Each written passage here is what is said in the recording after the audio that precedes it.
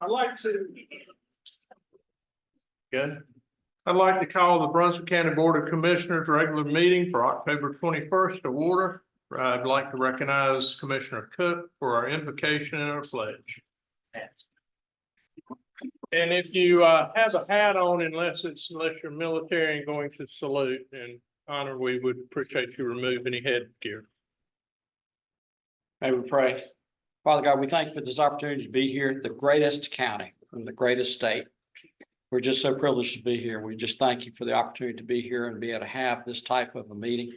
We ask for just and wise decisions this evening. We also pray that you'll continue to be with individuals that have been adversely affected by potential tropical storm 8, as well as Helene, and as well as the most recent one that has happened down in the Florida area. We just ask that you continue to be with them. We ask this all in your precious and holy name. Amen. I pledge allegiance to the flag of the United States of America and to the republic for which it stands, one nation, under God, indivisible, with liberty and justice for all.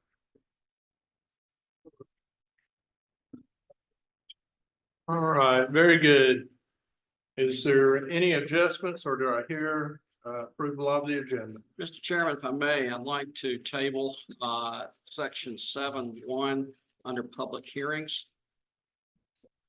We do that now or after the public hearing? No. We do. Well, I'd like to move it from the agenda if we could. Can we do that? I think it's already advertised as a public Yeah. hearing and there's representation in the room. Yeah, Okay.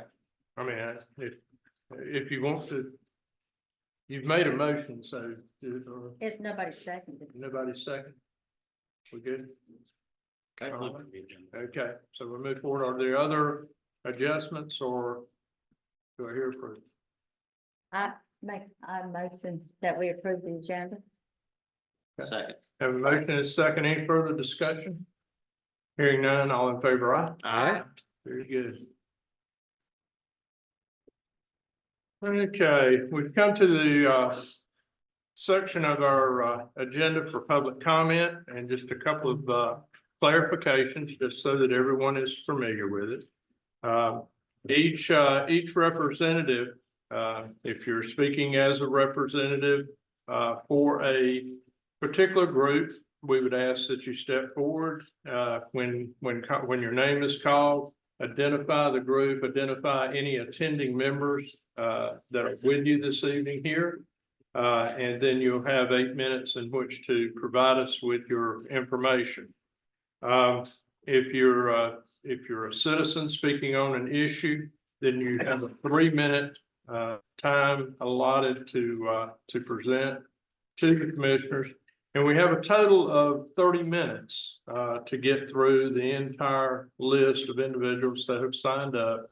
So at the 30-minute mark, we would stop public comment. Your time, there is going to be a clock on the wall behind me that you will be able to see that indicates how much longer you have to speak. And we will advise the timekeepers whether or not you're speaking in an 8 for a group, or whether or not you're speaking as an individual. And again, it is not a Q&A. It is an opportunity for you to provide the commissioners with your thoughts and insights. It is, if we feel the need that you have mentioned something that requires that the administrative staff address it following an opportunity to look at the issue, then we'll certainly provide that information to our administrative staff, and then they will get back in touch with you as to how to address the issue that you have shared. Other than that, this is not it's not an opportunity for a political opportunity to discuss any political candidates, but we certainly, again, we want to hear your issue, and so we're very interested in that. So I'll go ahead and start on the list. The first individual on the list is Jean Basile, And he is speaking for the ABC POA. So you have 8 minutes once the clock starts. And please come forward. Just provide us again with your name and address, and please share with us. Sure. Gene Vasile, 2076 Arnold Palmer Drive in Charlotte. I'm here on behalf of the ABC POA, that's the Alliance of Brunswick County Property Owners Associations. I don't have the names of our ABC POA members who are here tonight, but there are certainly several who are here in the room. And if you'd like, they can stand or be recognized at your choice. Sure, if you could have them stand, that would probably. Yeah, good. Some of the Or ABC raise a POA folks hand. who are here. Okay, Just- all right, thank you, Okay. thank you. Okay. Yes. Thank you. Good evening. I'm here to speak in favor of the use of temporary moratorium on the approval of new residential developments for a period sufficient for a proper assessment of the adequacy of existing infrastructure and the implications for public safety of continued development at its current pace. Commissioner Chairman Thompson's comments on September 23 summarized the most serious consequences of excessive development, including the capacity of our wastewater system to handle the approved and pending projects, the slow progress on a water system project, the inadequacy of existing road system and its impact on emergency evacuation, and fire response that is certainly inadequate to meet the needs of the county, are by themselves fundamental issues warranting a pause in approving additional development. A lack of advanced planning for the impact growth of these fundamental services places the residents of the county at risk. Explosive growth accelerates that risk. Ask yourself, how can developments the size of small towns be approved in areas that are served by volunteer fire departments? Fire departments are rated on an ISO, Insurance Services Office scale of 1 to 10, with 1 being the best. Currently, 16 of the 21 fire districts in the county are split rated, with the second rating of 9E and 1 of 10E. How many newly approved developments are in these areas? What's the plan to address this vital issue? Knowing that the county does not build roads and the NCDOT is not going to build them, but to continue to approve developments that generate traffic volume in a magnitude of tens of thousands of trips per day on roads that were originally developed as agricultural and rural is illogical, dangerous, and not in the best interest of current or future residents. Responsibility for the health, safety, and orderly development of Brunswick County are the fundamental responsibilities of the Board of Commissioners. However, the UDO, Articles 2 and 3, vest the Planning Board, an appointed body, with final authority for major site plans, plan development reviews, zoning, vested right determinations, and rezoning, some of the most consequential decisions for the future of the county.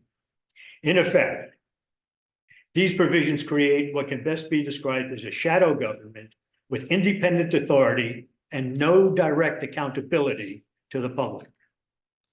The Planning Board's authority beyond approving development requests that are minimally compliant with the terms of the UDO do not extend to providing for the infrastructure and public safety needs such as fire, emergency services, safe drinking water, and transportation in the county in general.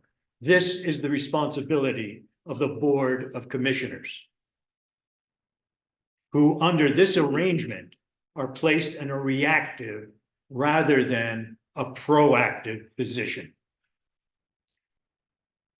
Concurrent with consideration of a temporary moratoria in specific cases, the first step is to assure that the infrastructure of the county and the health and safety services are adequate to support future development, is to return the authority to to approve such development to the elected body charged with that responsibility.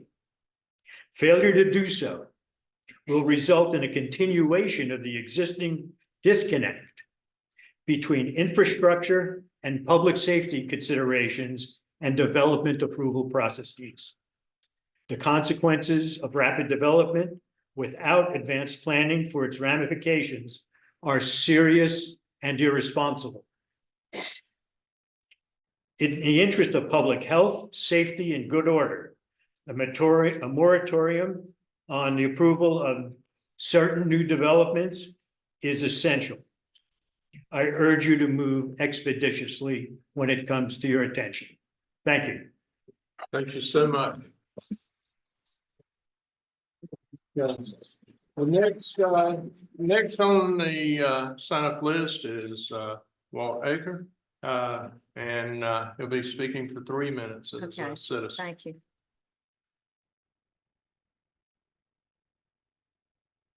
And I will acknowledge that you are the mayor. So, thank you, sir. Good evening. Thank you for permitting me to make some comments tonight. My name is, as you said, Walter Eckert, 2152 Arnold Palmer Drive, Shalot. Tonight, I am speaking in my capacity as a citizen of Brunswick County. I start by supporting Chairman Thompson's call for a moratorium on new large developments in Brunswick County. We've recently witnessed the harm caused during a major rain event. The impact of recent uncontrolled growth and its related clear cutting raise, at a minimum, serious questions with respect to the adequacy of the county's rules for stormwater control, flood mitigation, and other matters. It has been claimed the county lacks authority to impose a moratorium. I believe the better view is that while you cannot impose a moratorium for the purpose of adopting regulations governing residential uses, you retain the authority to declare a moratorium for the purpose of addressing public safety and adequacy of public infrastructure. And that is a position that is supported by Coates Cannon, published February 23rd, 2023, and authored by Adam Lovelady. I also know with concern that major new developments have been approved with no apparent review of the adequacy of existing fire and emergency services or any consultation with the affected fire departments. It's clear to many of us that this is a recipe leading to catastrophe. In addition, there does not appear to have been a serious study of the impact of traffic resulting from these large developments on already overcrowded roads. At a minimum, that could well impact the ability of emergency services being provided in a timely manner. As you know, the recent storm resulted in local flooding, road closures, bridges destroyed, limitations of emergency vehicle access, and inadequate evacuation routes. These present serious public health and safety concerns. I note that it's curious that recently a large developer wrote to 2, but not all 5 commissioners and members of the planning board, requesting a delay in making any changes in development rules until sometime in 2025, when a consultant study is completed. Such a delay would permit development to take place under a UDO that is outdated, not aligned with the county's land use plan, and without changes that will protect the public health and welfare. Changes which developers would have which have been resisting for at least a year. Finally, like Mr. Vasile, I am concerned that the delegation to the planning board of final decisions on development is seriously flawed. In your capacity as commissioners, you are aware of many things that should be considered in making decisions on whether major new development should be permitted to go forward. I urge you to reclaim that responsibility.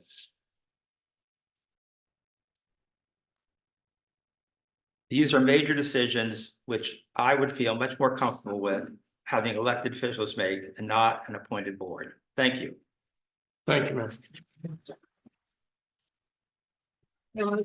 Next on the list is Jean Toner. She's listed as a citizen for 3 minutes. And I also recognize you as a mayor as well. Thank you. Jean Toner, 3753 Selwyn Circle, St. James. On October 14th, 2024, the County Planning Board tabled 3 proposed unified development ordinance text amendments, tree and green space, transportation impact analysis, and transportation overlay zoning. Over the last 2 years, the planning department met with residents and developers and presented the planning board and county commissioners with numerous versions of these text amendments. Unfortunately, the planning board or Commissioners Williams, Forte, and Cook rejected them and sent them back for further revision.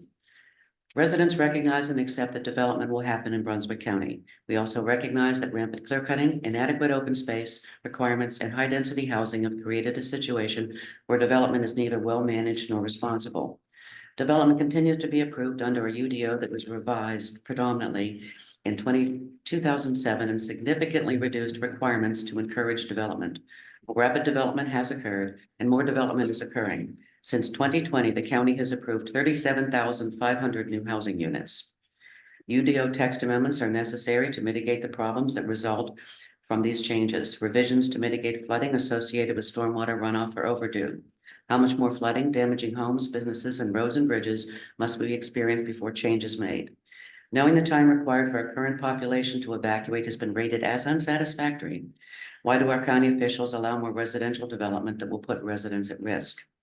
We have recently experienced 2,000-year storms. We cannot regulate for this, but you can change stormwater requirements from a 25-year to a 100-year storm. The proposed text amendments are a step in the right direction. Tree and green space focuses on retaining trees and increasing green space within residential and commercial developments to assist with stormwater management. The transportation overlay zone requirements for vegetative buffers and treescapes along thoroughfares will assist with controlling stormwater runoff as well as improve vehicular safety. And it is only logical that a transportation impact analysis be conducted in advance of development approval. Flooding is only one issue that negatively impacts the welfare of residents. We do not have the number of medical professionals necessary to serve our current population. Roads do not have the capacity to handle the increased traffic, and fire and EMS response times are reduced. Our municipal fire and EMS services are neither equipped nor staffed for the financial resources necessary to adequately respond to the increased number of housing units that the county currently approved for development in municipal fire districts. The county planning department is qualified to develop UDO changes needed to meet the county's Blueprint Brunswick 2040 responsible development objectives. We appreciate Commissioner Thompson and Commissioner Sykes for their support of desirable UDO revisions and the temporary moratorium on new development. Unfortunately, others' actions have delayed needed changes. A prime example is the Wellhead Protection Overlay District Performance Standards that were developed and presented for approval by the Planning Department 2 years ago. Instead, they were referred to and are still sitting with the consultant, leaving the county with no recourse if contamination to the Castlehane Aquifer occurs. We ask that you immediately approve the aforementioned text amendments and don't put them off for 2 years with the general UDO revisions. These amendments are reasonable and responsible and allow for managed development and address the health and safety concerns of county residents. Thank you. Thank you. All right, I have, and I hope I got this last name right. It looks like Samantha Warner, Miss Warner. And Miss Warner will be speaking on behalf of the Brunswick County beekeepers. And so she'll have 8 minutes for a presentation. Good evening. My name is Samantha Werner. I'm speaking on behalf of the beekeepers in Brunswick County. I am a certified beekeeper registered with the state of North Carolina, and I live in Leland at 223 Planters Court. You will notice I said beekeeper and not bee-haver. I was taught in my certification training that we don't just have bees. We don't own them, we keep them. We keep them safe, healthy, and fed. We provide them with the safest environment so that they may thrive and live their lives working hard as they do in their very short lifespan, helping agricultural processes and nature alike. For over 10 years, my family has had a toxin-free property. We registered our apiary immediately upon getting beehives to protect them from insecticide spraying by the county. We educate our fellow neighbors on the dangers of pesticides and how we can provide a safe environment for all creatures, humans as well. We were notified on the evening of Wednesday, October 9th, that we had to remove our hives from the county, something which is not easily done, or wrap them up. We were notified because we are registered with the state, unlike the majority of beekeepers in this county, as I found out later when I tried to notify many others. For those of us who do not have cable or receive the paper, this was the first we had heard of this. I was in a panic, of course, for the safety of my bees, and then I realized it went beyond just bees. It could affect my chickens, my goats, cats, dog, fish, and creatures in my pond, as well as all of God's creatures living on and around our property, not to mention my organic garden. We live on Morgan Branch Creek, one of the 5 small habitats for the endangered ramshorn snail, which is protected by the government. We create a safe haven for a biodiverse ecosystem. Dragonflies and frogs breed in our pond as well as in the creek. The Gulf fritillary butterfly lays eggs and their caterpillars go through metamorphosis on our native passion fruit vines that we provide. We grow organic fruits and vegetables that we share with neighbors, and on the weekend of the 11th, that was all put in danger by the unwanted aerial spraying of Naled pesticides. I have a degree in biology, and even though chemistry is not my strong suit, I came to understand the bigger devastation that was to come from spraying toxins such as this in this manner. What angered me even more was the misleading and false information that was being spread publicly to assuage the public. Not only were people being told it was D-brom, which is just a commercial name for synthetic Naled, they were told it broke down rapidly upon contact. For those worried about where our tax dollars were being spent, they were told it only cost $120,000.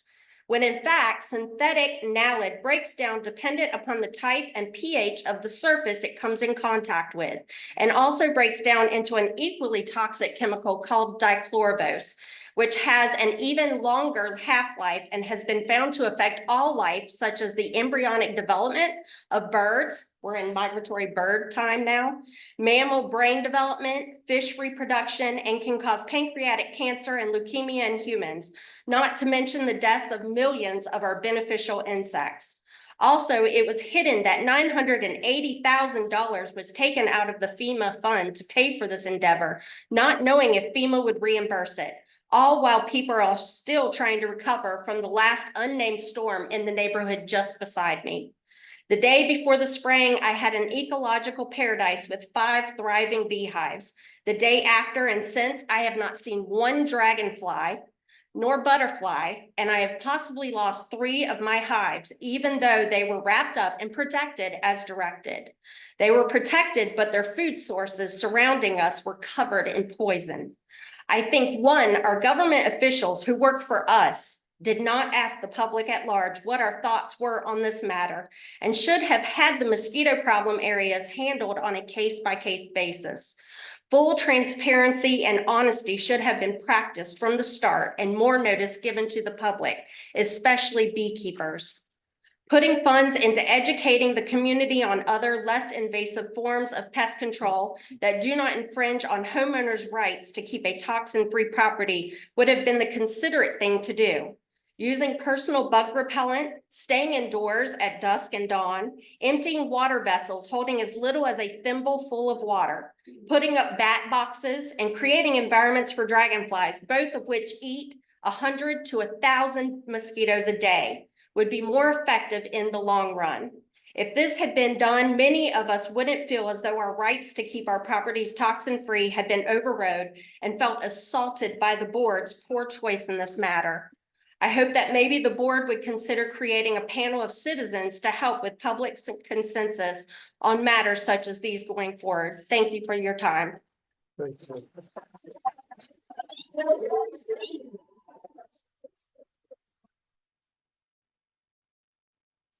Robert Neal.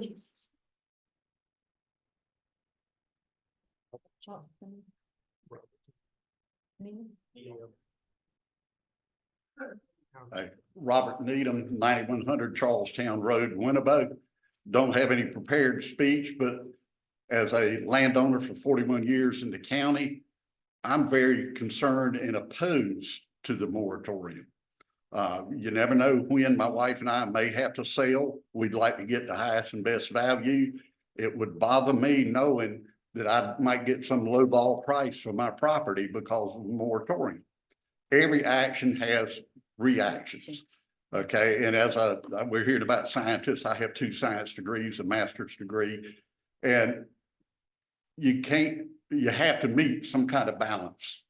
And I think the elected officials, the county commissioners, planning board, everybody needs to hurry up and work and get a conclusion. I have never thought that just kicking the can down the road and not deciding was any kind of a decision. That's just my human nature. I worked 9 years for the federal government, coordinating with federal and state officials. Since then, I've been a consultant doing the same job. And the contortions that people will go through to prevent making a decision are absolutely incredible. It would be humorous if it was not so serious and affect so many people to sit around with inaction. So I'm not an advocate of widespread development. I'm one of those that if it was up to me, I'd like to see old growth longleaf pine all over the county, but those days are gone. Things have changed, but landowners should have the right to utilize their property. And I know we got to do planning. I know there's infrastructure. People have said a lot of things tonight that are worth hearing, and everything from fire and rescue and highway safety. We need to look at it, but let's look at it. Don't just sit down for a year and a half. And I guess that's all I've got to say is I think we ought to do something. Thank you. Okay, I just want to clarify something real quick. I have Christopher Smith, Larry May, and Danny Matthews signed up to speak at public comment, but I also have you signed up to speak at the Boone's Neck Road closing. Are you here to speak at the public hearing? It's the latter, it's the Boone's Neck. Very good. All right. All right, so we'll move down the list here. Jonathan Dementa, did I get that right? I was close. Yes. Problematic. You'd say that. How y'all doing? My name is Jonathan D'Amico, 216 White Hill Road, Leland, North Carolina. Welcome back, Chair Thompson. It's good to see you again.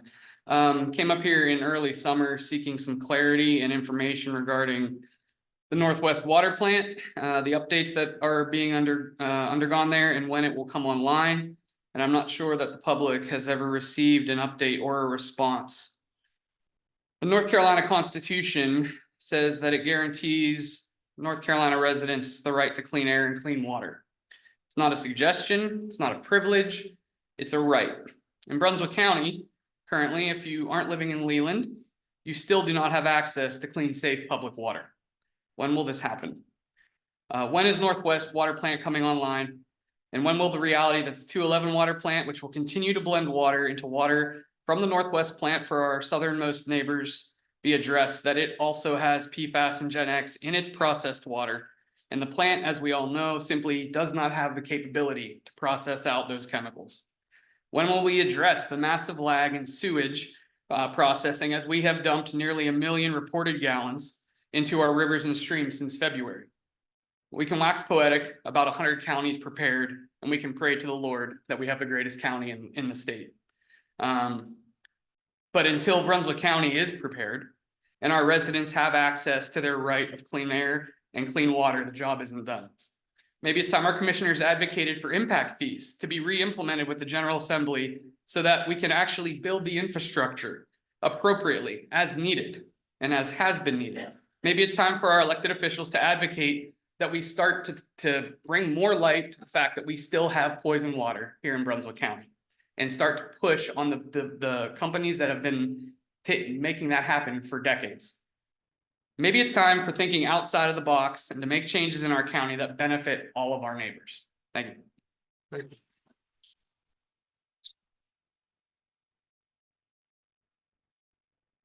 Okay, and now I have Christy, is it Merkel? And she's speaking on behalf of the Brunswick County Conservative Partnership, I believe. Okay, thank you. And so she'll be given 8 minutes.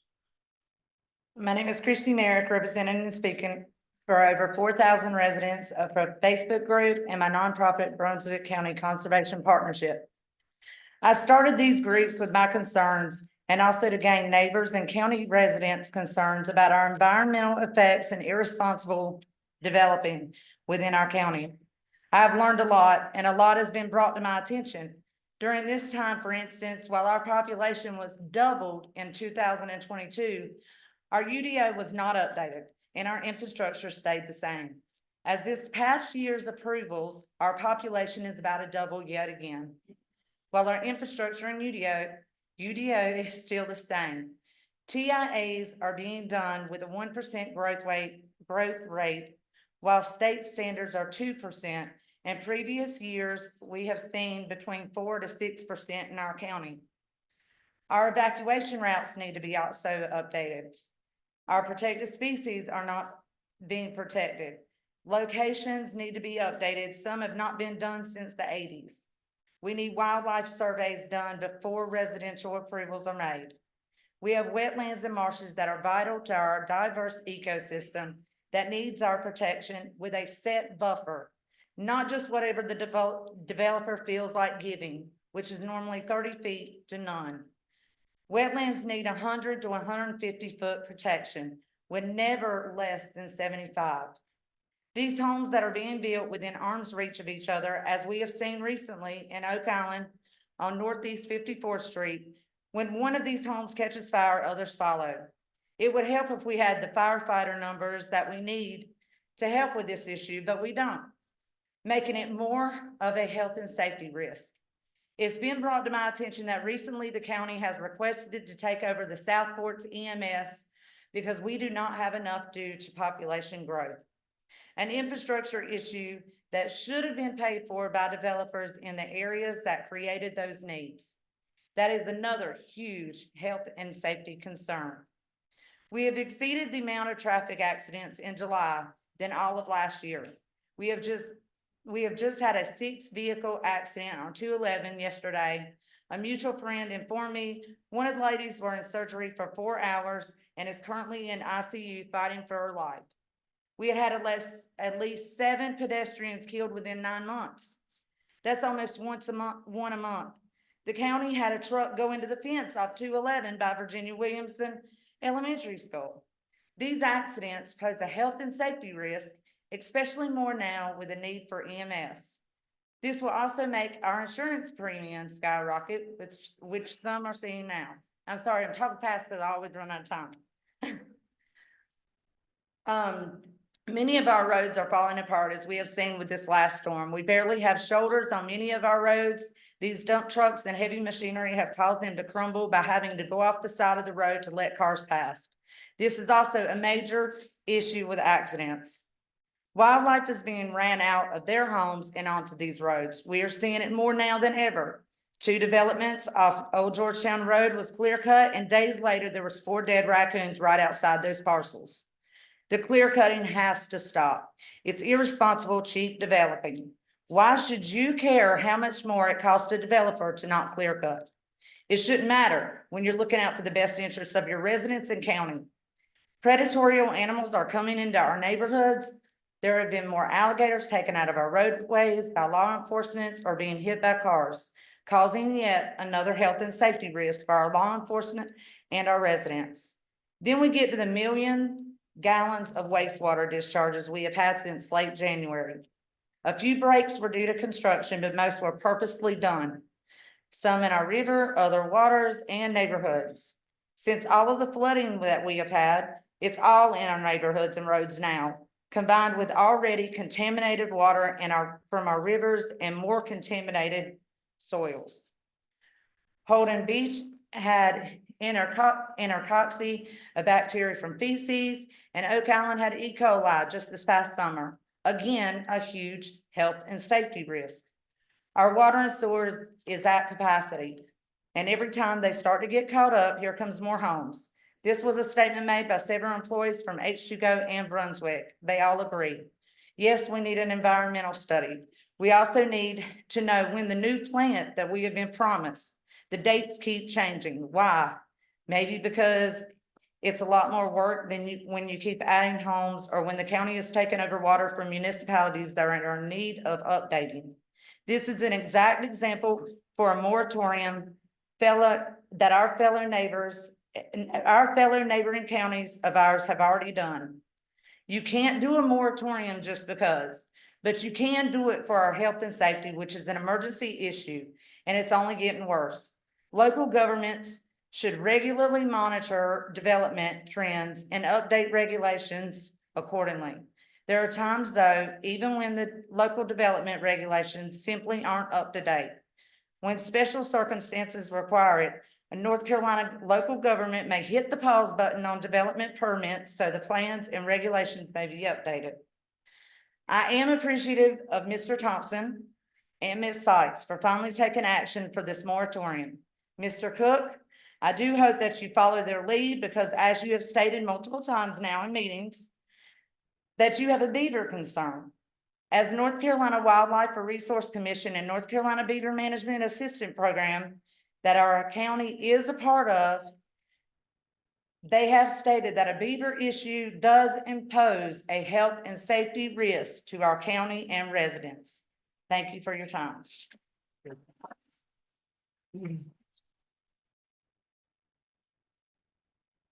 All right, that's everyone that we had signed up for public comment, so I'll move into approval of the consent agenda. Anybody have anything they want pulled? I don't. If not, I'll move approval. Second. All right, got a motion and a second, any discussion?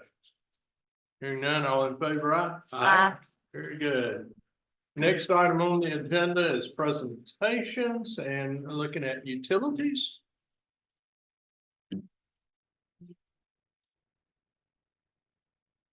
Thank you, Mr. Chairman, members of the board. So the National Water Environment Federation recognized Brunswick County Public Utilities with the Utility of the Future Today Award. It's a national award and it's for partnering and engagement.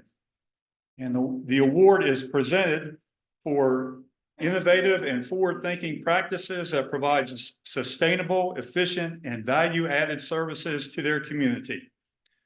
The award recognizes the efforts of Brunswick County Public Utilities in partnering with neighboring utilities, which would include Cape Fear Public Utility Authority, Lower Cape Fear Water and Sewer Authority, Pender County. We all receive water from the same intake on the Cape Fear River. And so I want to recognize Kristen Burden, who is our environmental compliance officer, and she was instrumental in the work in creating a source water protection plan. And this plan was for the entire Lower Cape Fear region. And there are 18 member organizations that helped develop this plan. So it was a true collaboration, including not only the utilities in the area, other municipalities, universities, and environmental organizations.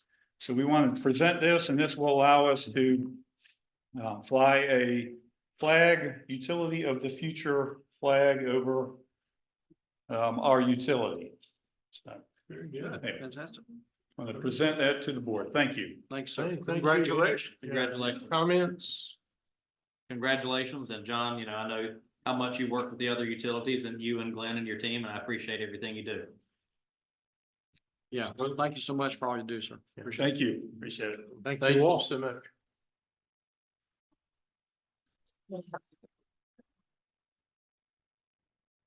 All right, so I think we'll move into public hearings. And so I'm looking for planning. And I believe that we're going to speak on the Boone's Neck Road closure first. That's correct. All right. That is the first of several hearings. This is the Boone's Neck Road closing request. Sorry. This is a request to close a portion of Boone's Neck Road. And first, before I get started, I want to read the general statutes because that's what we're following is the general statutes. So at the hearing, the board shall hear all interested parties who appear with respect to whether the closing would be detrimental to the public interest or any individual property rights. If after the hearing, the Board of Commissioners is satisfied that closing the road or easement is not contrary to public interest and no individual owning property in the vicinity or within the subdivision in which is located would be deprived of any reasonable means of ingress or egress to property. The board may adopt a order closing the road. In your packets is the order. There's a copy of the order that you can adopt. So in order to facilitate this project or this request, you would have to adopt that order. Closing it. A certified copy of the order will be filed at the Register of Deeds office. So that's kind of the process. First, where is it located? So it's located south of Shallotte along the Intercoastal Waterway near Holden Beach. It is located near Windy Point Road, off right at the end of Boone's Neck Road.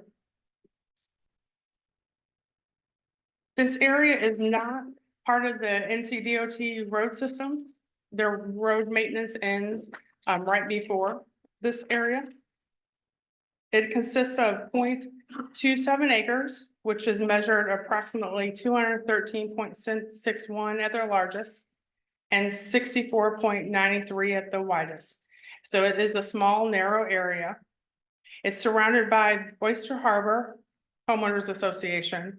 They have amenity site there. Their amenity site does cross over into the right of way right now. So it was placed in the wrong location. Also surrounded is Christopher and Lauren Smith. Christopher is the applicant. They own a private residence and they are located to the right of the property if you're looking at the map. To the left is the Oyster Harbor amenity. The way it divides out is Oyster Harbor would get 0.07 acres and the Smiths would get 0.2 acres. So 0.2 and 0.07, so a total of 0.27 acres. There is a survey on file, but it was recorded in error without the road closing order. The road and the plat is awaiting this process to determine if it moves forward and closes the road. It is proposed, again, for Oyster Harbor to have 0.7 acres, 0.07 acres, and the Smiths to have 0.2 acres. Here's a copy of the plat that was recorded in error that's installed right now. This is a map at the intersection of Windy Point Road or picture and Boone's Neck Road. This is further down Boone's Neck Road. And the area past the little signs there is the area in question. It is quite a beautiful site. The planning department became aware of this situation when a fence was put up. We got complaints from the neighborhood about a fence being put up and their lack of access into the site. So this went through community enforcement. They issued a notice of violation for the fence. And so this also, the notice of violation is dependent on what happens tonight as well. Christie, who wants the fence? Mr. Smith, Okay. he did put a gate on it, so there is technical access there. Planning staff recommends denial of the Boone's Neck Road closing based upon the following. Closing the road will eliminate community access to the Intercoastal Waterway. There is not direct like getting the water access, it's viewable access. The surrounding residential neighborhoods, the Blueprint Brunswick 2040 Comprehensive Plan, goals and objectives. First one is a public access goal. Brunswick County and participating municipalities will maximize public access to their shorelines and public trust waters. PA-1, refine and maintain current public shoreline and access and features. G-1, make consulting Blueprint Brunswick in advance of decision-making a regular practice. In R1, conserve natural resources of the county. In R2, maintain green of Brunswick County. Q2, maintain the character of the county, particularly the unique features that contribute to the identity of the place. And that would be in bullet 1 as well, is protect natural and cultural heritage. That is my presentation. And now, Can you if go you have back any about, questions. can you go back about 4 slides? To the dock or the pier area?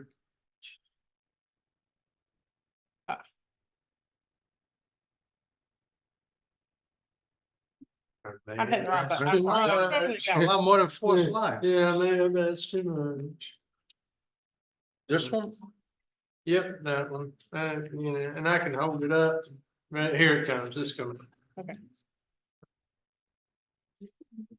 There you This one? go, right That there. one, sorry about that.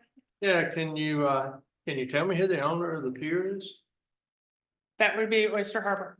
It would be Oyster Oyster Harbor. Harbor, yes. Okay, so I guess what you're saying is that section there of the Was pier. built over the line, that's correct. Okay, and so the request is to provide that land that would include access to that pier to Oyster Harbor. That's correct. That would do that. Okay, That's we don't have a actual map that shows out of this block here what's Mr. Smith is requesting and what Ocean Harbor is. Yes, we do.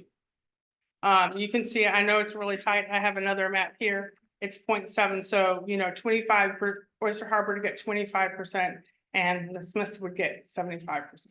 Okay, so it really gives Oyster Harbor their. Wait a minute, I think she said that wrong. Yeah, no, just for clarification, Right. that is a map that the neighboring property owners recorded as to how they wish to divide it amongst themselves. Uh-huh. But following the process tonight, 50%, if the property or the easement would split down the center line to Okay, the neighboring property owners. okay. All right, 50% one way, 50% the other. Okay. Okay, understand. All right. Thank you for clarifying that. All right, so are we ready for the public? We hearing? are ready for a public hearing. All right. Do you mean to get back to the regular map of it? There you go. Hey, that's super. Thank you. All right, so I'll open the public hearing and we did have a sign up list for the public hearing. First name on the list is Christopher Smith.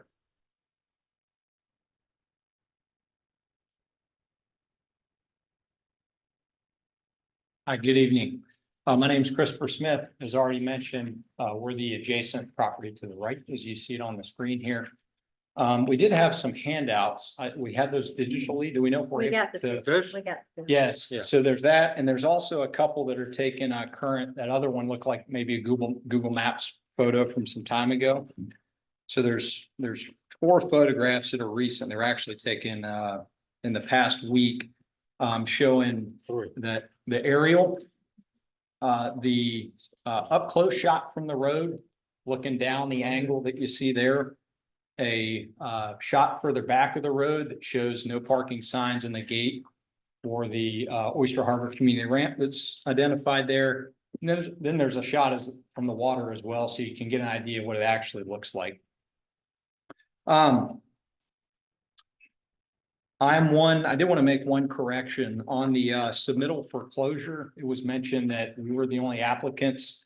Actually, on the other side, the Oyster Harbor Homeowners Association was on that request as well. So I'm one of approximately 470 individuals in the community that would be in favor of this closure. 2 primary reasons. One of them is safety.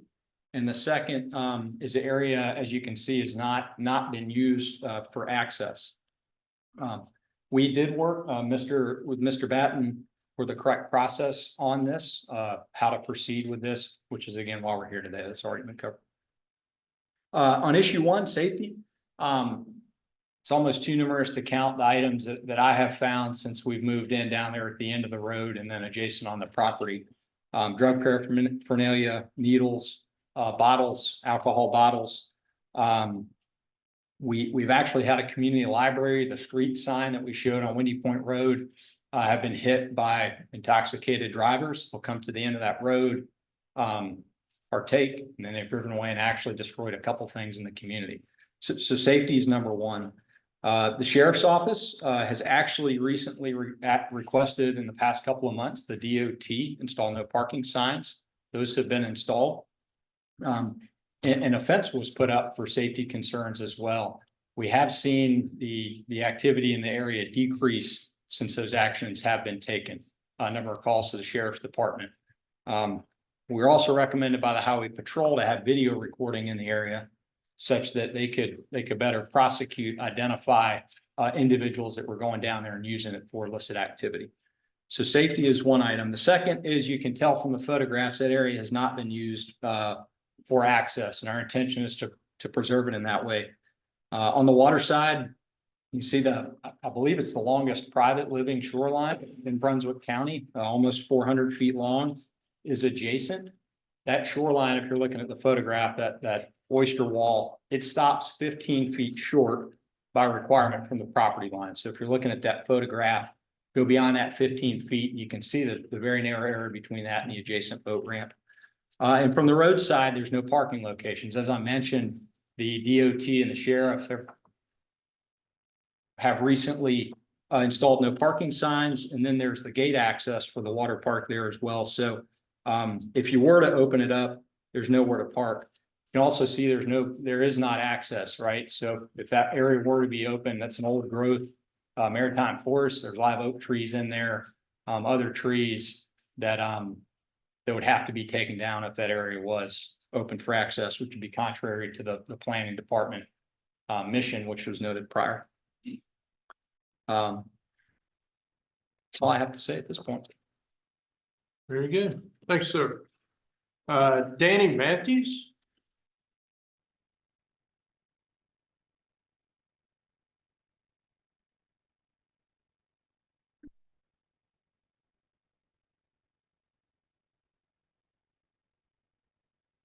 Good evening. Thank you for your time.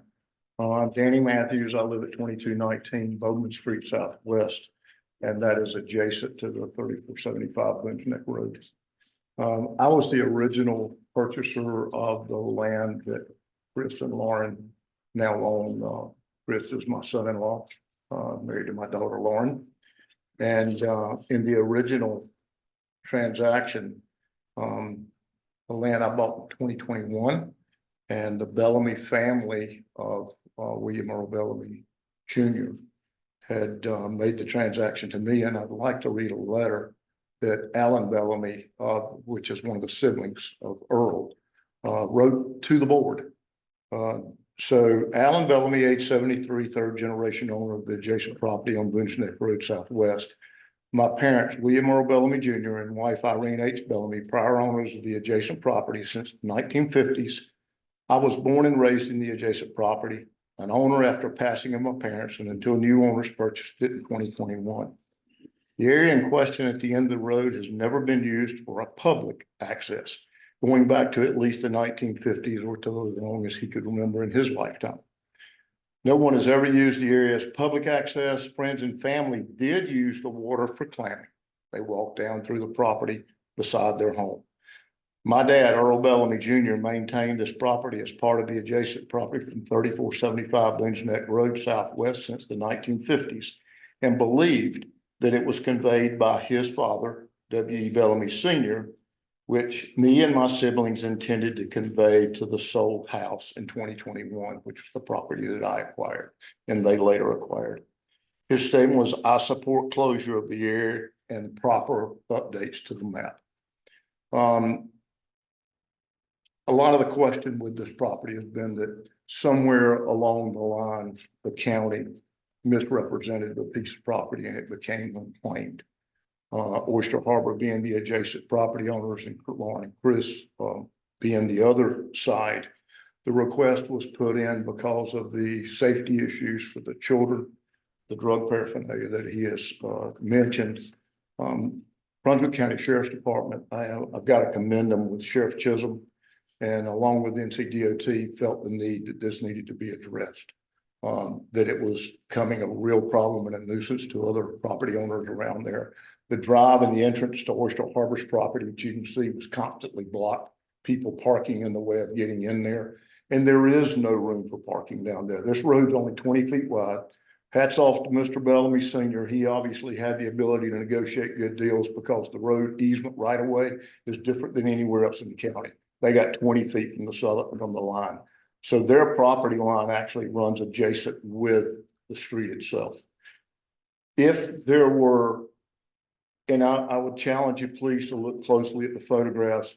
And there's one photograph that shows a visual that has lines drawn to the areas going down to the water.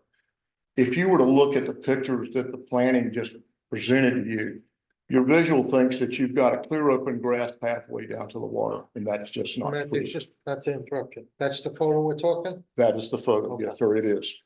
If you look to your right, the property line runs diagonally down toward Oyster Harbor's ramp. So there is no clear pathway that has ever been established, at least by the tree growth, over the last 30 years for anyone to access that. If you were to zoom back up onto the end of the road, the property that's in question goes to the right and is a briar patch and just trees that have been growing unmaintained for many, many years. So I just wanted to make sure that there was a great picture and understanding of what the claims have been versus what reality is.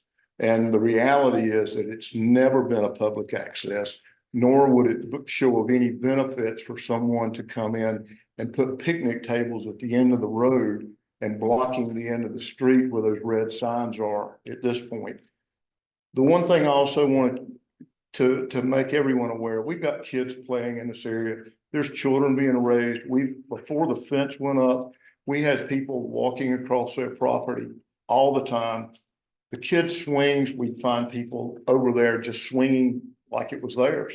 We've had workers that would come and park at the end of the street and find taking siestas in the swings for the kids. So there's just been so much activity. And when the fence went up, there was never a lock put on that gate. These guys want to be there. There's no selfishness here at all. It's a gorgeous area. It's one of the prettiest areas in this county. There's people that come and ask for pictures all the time. They've never denied anyone to come in. There's been weddings held down there since they've lived here. All people have to do is ask. The gate's open, you walk in, but when you walk through that gate, you're on their land. And so anything that's going to the right of that land is going to be in a briar patch.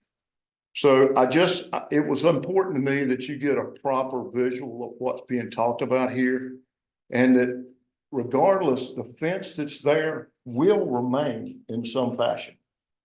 If it's diagonally back down to the water to protect their rights, or to continue to protect the safety of people at the end of the street. And I thank you for your time. Sure. Mr. Chairman, if I could real fast, I'd just like to say he said there was discussions about county misrepresentation of the easement. At no time has anyone in county staff stated that it was anything, I believe, other than the public easement as displayed on the plats.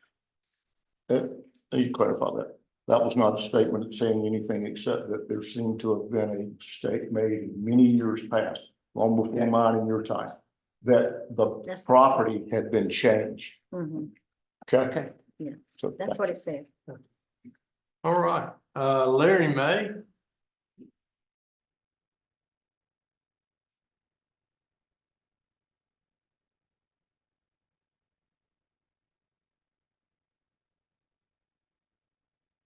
Good evening, Commissioners. My name is Larry May, 1784 Oyster Harbor Parkway in Supply. I'm president of the Homeowners Association, Oyster Harbor Homeowners Association. There'll be a few of us here within that I see in the audience here. I'm not going to point them out by names, but I'll say 3 or 4 at least anyway. We are a private community of 471 properties. We are the adjacent property owner that you can see as part of this discussion we're having this evening. And I'll just say up front that from a bottom line up front, we agree and support the road closure request. We would like to echo what Chris said and what Danny has said. For us, as you look at that piece of property, we have an amenity there, which is probably our premier amenity as far as our association. It is what we call a water park. It has a gazebo, pier, docking facilities, and boat ramp that you all have seen in the materials that you've been given. It's been in place for just early on during the development of this, so some 20+ years as far as being capability for our property owners to be out there in social activities using the park as it was intended. Having said that, there is one access to get into that amenity, and it's right there at the entrance or at the end of where the road ends. That's the gate to get over in there. And as it's mentioned, it's about 20 feet wide. And if you've ever pulled a boat to make a right turn into your driveway or into your area, you're basically making a 90-degree turn to get into it. The gates open inward, and to get out, you have to make a 90-degree turn to get lined up and then a 90-degree turn to get out. The reason I say that is because almost every time you try to use that water park, there's going to be some type of a vehicle, whether it be commercial, private, or whomever, doing whatever it is they're doing at the end of the road there to sort of give you some cause for having to pause to try to get access into the water park itself. It's already been said that there have been signs placed there by the Department of Transportation and NCDOT, and it's been helpful. The Sheriff's Office, I'd like to commend them for helping us kind of keep this area cleared. But we're out there trying to use it. Our folks are trying to use it year round, different hours. And it's just a difficult chore to get in and out of there because there's an accumulation of vehicles parked there doing whatever it is that they're trying to do. I will just echo what's already been said. I'm not going to waste Cheryl's time with more of this. We as a community, again, 471 property owners would really love to be able to have access on an ongoing basis to our amenity. If this is opened up for public access, there's just no place for them to park. And basically, when you see that picture there, sorry, I keep hitting this, there's nowhere to park other than along the side of the road, and you're not going to be able to pull any kind of a vehicle with a trailer behind it. We also are part of the stormwater runoff as it relates to the Boone's Neck Road, or Windy Point Road, I'm sorry, as it comes down. And there is a drain system catchment the water in our water park that has to be maintained. So we have different commercial vehicles and those things going in there to use that particular keep our, again, stormwater drain system cleaned out. We also have dredging and other repairs to our docking facilities as well that we use larger commercial vehicles to be able to get in there. So it's not just private, our property owners getting in there. So anyway, that's all I have to say. Thank you very much. Can you tell me how many residents are in your HOA? We have 471 properties, sir. We probably have close to 200 residents now as far as on-site bills, full-time and part-time. We're almost 50% built out. Okay, thank you. Yes. Chairman Thompson, Yes, ma'am. I'd like to bring your attention to the email that I sent you this afternoon, that I received this afternoon on this topic from a Josh Winslow in support. Yes, ma'am. Yes, ma'am. Thank you. We did receive that this afternoon. All right, that is all that I had signed up for on the sign-up sheet to speak this evening. Is there anyone else that did not get an opportunity to sign up on the form? Here, I did not sign up, Brian Smith, on behalf of Ava Gibo here. Please come forward and just provide your name again and who you're speaking. Good evening, Ryan Smithwick, local attorney in Charlotte and Brunswick County, Baxley Smithwick. I'm here on behalf of the Ava. You're kind of tall. Can you lift the mic? Oh, I'm sorry, sir. Thank you. Got big feet too, so it's hard to get close to the little microphone here. May I begin by asking, did the county planning director indicate that the county planning's recommendation was to deny the closure of the road? I did hear that. Is that correct? I think the planning director needs to, there you go. All right. If I may provide the commissioners with copies of a few documents you were fortunate.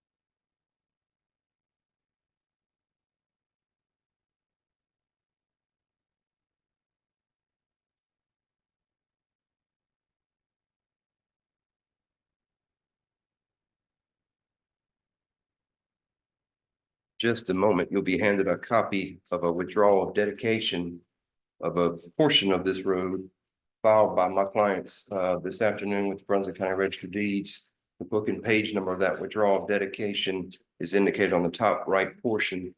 Mr. Batten has indicated earlier that if proceeding under the county statute, which is 153A 241, he is correct. If you all choose to close this road, title immediately vests one half to the owner on the side of the road, one half to the owner on the other side. So there's no There's no division that can come to an agreement unless they do a deed later on. If you close this road, it goes half and half to the adjacent owners, okay? Now, I did hear also Mr. Matthews say that it's never been a public road.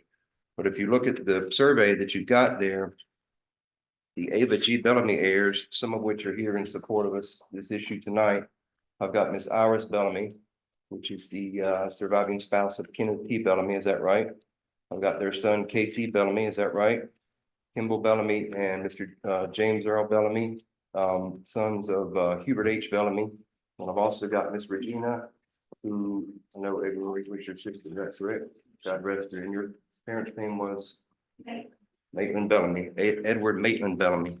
These individuals are here because if you look at the map of record, and that map is X at 45, and you've got a copy of that in the materials I just passed to you. This was a division of the Ava G. Bellamy property by way of a partition. And a partition is where several family members own property together as tenants in common. They can't figure out what to do, so they get a survey together and they divide it up and they either get a report of commissioners, which vest title, or they swap deeds. Point to you here is there's a whole lot more that's gone on behind the scenes that may not have been reported to you today that I think it's important for you to know. First of all, not only was there a survey, which I think I heard Madam Planning Director say that was improperly recorded. Well, a survey can't be recorded unless the planning department signs off on that map. As they sign off on the map, you walk it down to the register of deeds, they check it again, they allow you to record it. So I'm not sure what she meant by improperly recorded. Along with that recording of the survey was a deed, 2 deeds, as a matter of fact. So what happened is the Oyster Harbor POA and Mr. Christopher Smith got with the surveyor, recorded a survey showing what pieces they would like to get, the 0.07 and the 0.20 for a total of 0.27, swap deeds. So they've actually recorded the deed conveying or attempting to convey the 0.07 to the Oyster Harbor and the 0.20 to the Christopher Smith. But the problem is, as far as title is concerned, this property is still in the Ava G. Bellamy heirs. And the problem I have with this is the erection of the fence. And I think, Mr. Vice Chair, you asked that question, who put the fence up? Well, it certainly wasn't the Ava G. Bellamy heirs. If you look at the surveys of record, especially the survey that's been presented by Matthews and Smith today, you can see the post, you can see the corners. The corners go all the way to the waterway. If the corners go to the waterway, we have about 60 feet at the end of the terminus of Boone's Neck. You have about 51 feet at the waterway edge. There's no question that title has never been in Oyster Harbor POA or Christopher Smith. So the first thing they did was to get a surveyor out there. Jan Dale had done the surveyors for the purchase of the property, buying through Rick Green. And then for some reason, about 4 or 5 months later, a new survey was put on by George Hart. And that new survey was basically taking that portion of the unopened road of Boone's Neck, dividing it up however they discussed. I think primarily because, as the HOA mentioned, and as was shown earlier, their boat ramp was built on the property. And if, God forbid, something happens to that boat ramp and they have to rebuild, they're going to have issues because they're not completely having title to that boat ramp. Second, it's my understanding there was a planning error, a mapping error as well. One of your main concerns might be whose property is this and who's been paying taxes on it? Well, no one, because it doesn't have a separate tax parcel. But the way we did this is 13696, which is a separate statute that says that those heirs that are claimed to be owners under the dedicators of the original owners, and those are the heirs of Ava G. Bellamy, may withdraw any strip, piece, or parcel of real property that used to be a road as long as it's been unopened. And there's been no evidence tonight from anyone that says that this has ever been open for a road. So it's at least been closed for purposes of a road for the last 15 years. It's never been open. There's no doubt where the red markers are that show into DOT maintenance. So these folks inheriting title, buying through their mother, Ava G. Bellamy, have the right to withdraw this portion of the road. And when they withdraw the portion of the road, the title doesn't change, it stays with them. Now, I haven't heard a single person here on behalf of the Bellamys say that they intend to open up as a public access. And I'm not here to say that at all. I'm just here to ask you to press pause and take a longer look at who's got title to the property and who has the right to record a survey and record a deed. Because it's almost as if Matthews and Smith and the board are asking the county to vest title to them by and through this statute, which is what you would do by closing the portion of the road. Because they've already recorded the deed and already recorded a survey, and that did not vest title with them. There was an attempt to do an instrument of combination. A combination is when you have one piece of property, you acquire another, you want to combine them into one parcel. The combination was not completed by the county. The new tax parcel was not generated by the county. So what they're asking you to do, and I'll be honest, it's a powerful statute, is if the county chooses to close this road, title goes to the two of them, nothing further. And my question is, whatever happened to trying to figure out who owns the property? The man said he purchased from Mr. Earl Bellamy Jr. The Bellamy's aren't hard to find. They're everywhere in the community. What about asking, hey, guys, I know this is your family land. We're having issues back here. Can we talk about maybe purchasing the property? Who owns the property now? But putting a fence up and acting like it's yours, and then recording the deed in a survey and trying to get title that way, and then realizing that's not successful to vest title, maybe we should get the county to close the road. Because if the county closes that portion of the road, again, title immediately vests in them. And I'd ask you tonight not to make a decision to divest title from the ABG Bellamy heirs, because they can also tell you from personal experience, they used to swing on those trees too. Right? Right, Ryan, can I ask a question? Yes, sir. So if we close the road, you're saying, Yes, sir. this land just gets divided down the middle, Yes, sir. gets split between Oyster Harbor HOA and the Smiths, Free property. and yeah, and there's no money changes hands, Bellamy's get nothing? That's correct. Upon the closing of a public road or an easement pursuant to this section, all right, title, and interest in the right of way is vested in those persons owning lots or parcels adjacent to the road or easement. And the title of each adjoining landowner for the width of his abutting land extends to the center line of the public road. It's free property. Get the county to shut the road, split. I can't support that. Be glad to answer any other questions. Is this in the court system? Is that what, you've been retained, right? Or are you just speaking on their behalf? I'm speaking on their behalf. Okay. Remember, I don't go to court anymore. I just do title examinations and closings. I'm gonna make, But I'm sure. Good move with the twins. Good move with the twins. I'm gonna make a few comments. I've been involved with this. Okay. I'll make a, well, I thought they were making. No, I was just asking for clarification. Okay. I guess my last point is it would be less disingenuous if both property owners know exactly where their lines are. They've had at least 3 surveys since the year 2022. And instead of erecting the fence directly down their line to the waterway, they didn't direct their fence to the waterway. They directed it to the corner of the closed road and then closed the fence off as if this is our piece. And there's been no approach to the Bellamy's whatsoever. So we'd ask that you can consider all that. All right, thank you, sir. Yes, sir. Thank I you. believe there was someone else that wanted to speak on this issue. I saw another hand go up. Yeah. Please There we go. come forward. Just provide us with your name and address. John Setzer, 2119 Martin Lane Southwest. John, what was your last name? Setzer, Setzer. John, you're gonna have to move the mic down now a little bit because you're not as tall as Ryan. I've been following this. I've owned land down on off Windy Point Road for 15 years, and I've lived here for the last 8 of those 15. When the DOT was in, their office was in Wilmington years ago, I went there because I don't have any water access, and asked them who owned that property, who had the right of way there, and they said it went all the way to the water. Apparently, and they believed it. It's on several older maps, and apparently they were sure of that, and I thought there was no issue that any of us could walk down there at any time. So I followed it, and I saw the fence. Some people asked me about the fence when it first came up, and wondered who had the nerve to put that up, and we found out. Could I show you guys some pictures that I took that show some very clear pathways down here? There are broader patches, and there's 2 sets of these. It's the first picture. If you put them up, is not getting passed through there. It's going up and down Brunswick Road, and the entrance to the side of the lower boat ramp on the side of that whole section of the road. It's clear, there further pictures in there where there's plenty of grass to walk through to get right next to it. I can't understand how anybody would ever cut down any trees to stand there. If they don't have to watch. There's no need to much less than live. Let's see.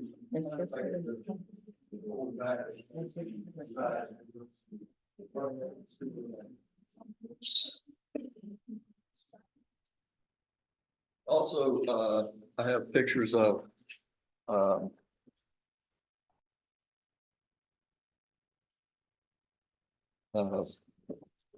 another entrance that Oyster Harbor has, that they've had in operations, I would say, 12 or 15 years. On Unity Point Road, I don't know why they're saying they only have one entrance, because they have two and they're platted. Yeah, that one they closed off a few years ago. I don't know why.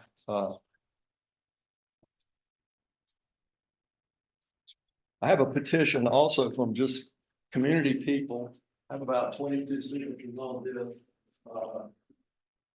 And another friend has gotten some more signatures. If you don't mind, I'll read this quickly. There's an attempt by two neighboring property owners to claim public property beyond the NCDOT boundary at maintenance marker at the end of Brunswick Road Southwest. We, the undersigned, are in disagreement with these individuals, as this property has been accessible by the public since Brunswick Road Southwest has been in existence. It is our opinion that this public access area is being inappropriately claimed by these individuals. It's our position that this public access area should remain accessible to the public, possibly with Brunswick County supervision. It's been stated that by those attempting to seize the property, there is or has been illegal activity on the property, and it is now positioned.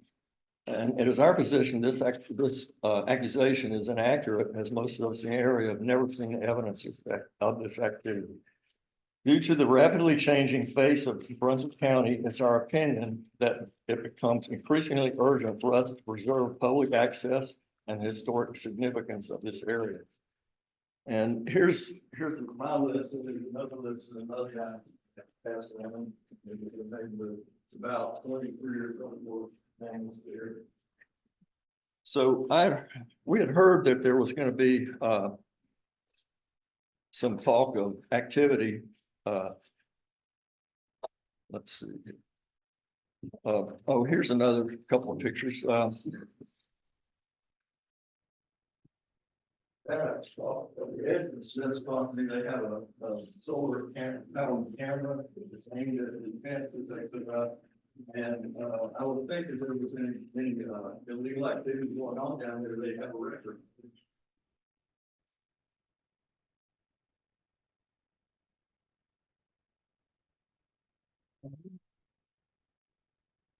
And so when I heard that there might be a possibility that something would be brought up about illegal activity being found down there by the sheriff's department, I thought, well, there has to be reports of that.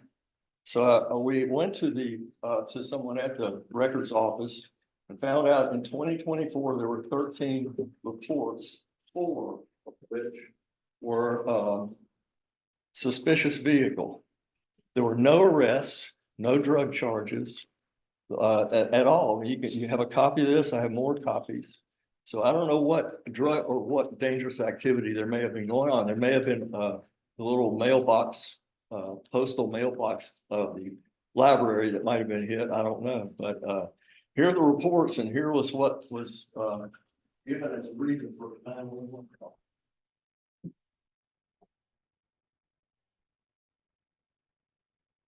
The reason I follow this is, as I said, I've lived here 8 years, but I've had the property for 15. And areas like this where people like me that don't have any access to the water can just walk down, perhaps with Brunswick County guidelines, let's say not after sunset. If there was something established like that, I think that would be a wonderful benefit to the county.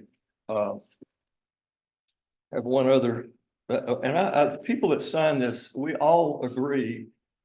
We signed it in hopes that if you do if you don't grant ownership or right of title to the Bellamy family, that you would at least keep it in Brunswick County's name so that Brunswick County residents could use it and appreciate it. But we also believe that, and from my understanding and from everybody I know and who has known the Bellamys, they have more of a right to this property than anyone. So I hope you'll consider everything that was said by the previous speaker, and this means a lot to a lot of us. I hope you guys will take that seriously. Thank you. Good. All right, did I get everybody that wanted to speak on this item? All right, so we will close the public hearing and planning comes forth. All right, so do I hear a recommendation from the board? Well, I would just like to say a couple things.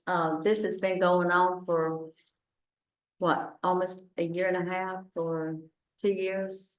A lot of research of who owned this property. We couldn't find the owners. Everybody looked everywhere and it was told to me that it wasn't even on the plot. Nobody had to pay taxes on it. DOT decided that they would say that there was no, that they didn't own it. We had to contact DOT.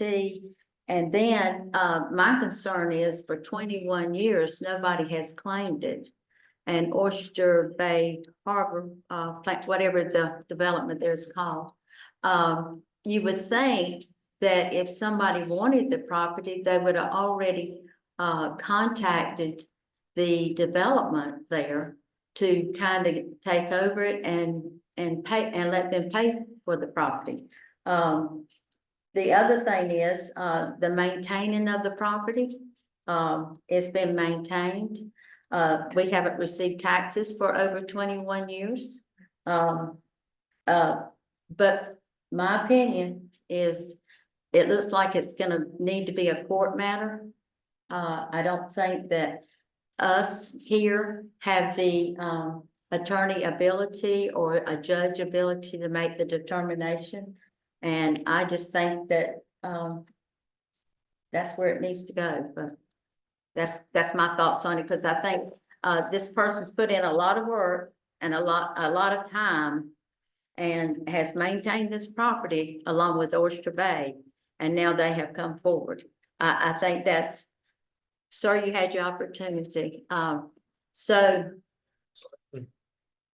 So I just think that it's a shame that somebody's showing up now saying they own the property. It's just, and as far as what planning said here, protect natural and cultural heritage. Well, we need to change the UDO if we're gonna protect it.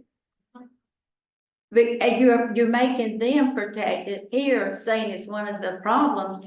Well, we do have a problem in the UDO if that's gonna be the case here. But anyway, to me, it's out of our hands. Commissioner Williams. I would echo that. You know, when I got up this morning, I thought that I would probably vote for this, and I've learned a lot since I got out of bed this morning about this situation. And the way I view it is, this has really become a dispute between various private parties over who owns the property, and the county is not one of those parties, and I do not want us to be one of those parties. So I will make a motion that we deny the request. Well, the same opinion. I mean, the thing is, this is a issue between parties. And I'd have to submit this, that the information is that, you know, the owner, I don't think they have to prove that they own it. It's something that was in the family. And I don't know about the aspect of the taxing. But I certainly can't approve something here tonight that goes to somebody and just completely disavow somebody who was registered as being the owner of that property. So I don't think we have that authority. I think anything like this has to be decided some other way. The parties come together in one voice. So I can't. Is that a second to his? Yeah, it is. Okay, Yeah. That's what I was looking for. Yeah. Okay, so I've got a motion and a second. Any further Yeah. discussion? Okay. I have a big problem when you say, oh, we'll close the road and you can have half and you can have half, and perhaps the rightful owners get diddly out of it. Yeah. Some compensation has to change hands somewhere when property changes hands. I don't see this as a wise decision. I agree, this belongs in the court system. Let them go to court and let a judge determine this. Commissioner Williams? The only thing I would add is once the various properties involved sort this out, if somebody wants to bring a request back, we can hear it at that Yeah. time, but right now, this isn't, we're not a part, we should not be a party to this dispute. Okay. All right, having said that, and we're still in discussion, I look to the county attorney. You've heard the motion that has been made as far as the county is concerned from a legal aspect. Is that Yes, sir, that's fine. is a quick answer? Quick answer.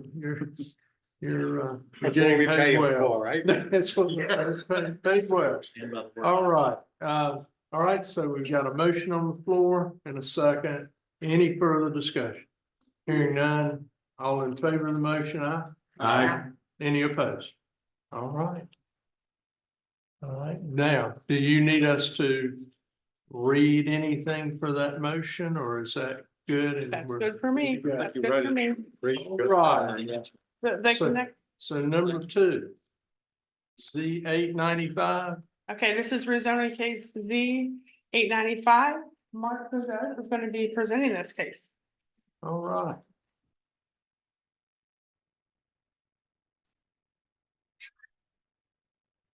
Good evening. This is a appeal for rezoning case Z 895. Because this is a de novo procedure, I'll have to read the staff report as read at planning board. So again, this was a rezoning case Z 895, originally heard on July 8th of 2024.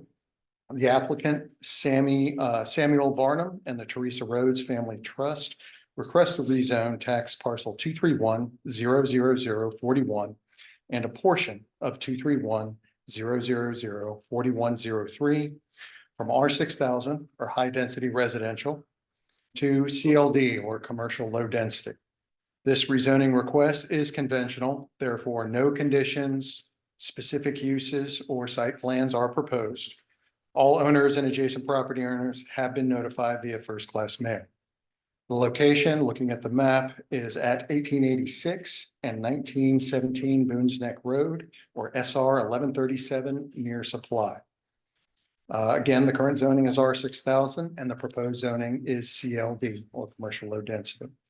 Surrounding zoning to the north is CLD, to the south and west is R6000. And then to the east, MR 3200. There's a bit more CLD as you get over to the Holden Beach Road and Boones Neck Road intersections. Current use is single family residential and vacant land. Surrounding uses are residential, commercial, and vacant lands. And the overall size of the two parcels is 12.07 acres. Zoning history, the property has been zoned R6000 since zoning was first adopted in 1994. Buffers, if rezoned to CLD, no buffer is required adjacent to other CLD properties. If adjacent to R6000, all uses will require a 0.4 opaque buffer if vacant and a 0.6 opaque buffer if developed. Street yard buffer, a 20-foot street yard buffer may be required depending on the design and use of any future development on these parcels. Utilities, water is available via Brunswick County Utilities. Public sewer is not available on Boones Neck Road, but it is available in the vicinity along Holden Beach Road. It is the developer's responsibility to connect to these services. Schools, Virginia Williamson Elementary School, Cedar Grove Middle School, and West Brunswick High School have adequate capacity at this time. At the time the staff report was written, Virginia Williamson had adequate capacity. As of September 20th, it is near capacity. So I want to amend that. CIP projects in the area, there's a Charlotte wastewater treatment plant expansion for fiscal year 2027.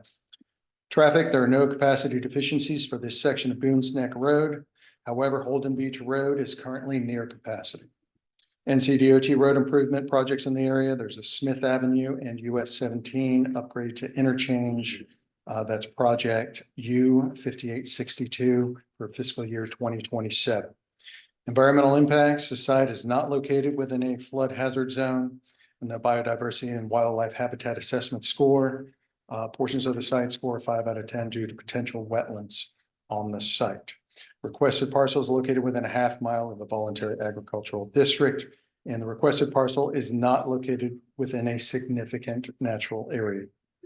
Proposed zoning, the CLD district is intended primarily to be used in outlying areas adjacent to major thoroughfares with yards and other provisions for reducing conflicts with adjacent residential uses and with substantial setbacks to reduce marginal friction on adjacent major thoroughfares.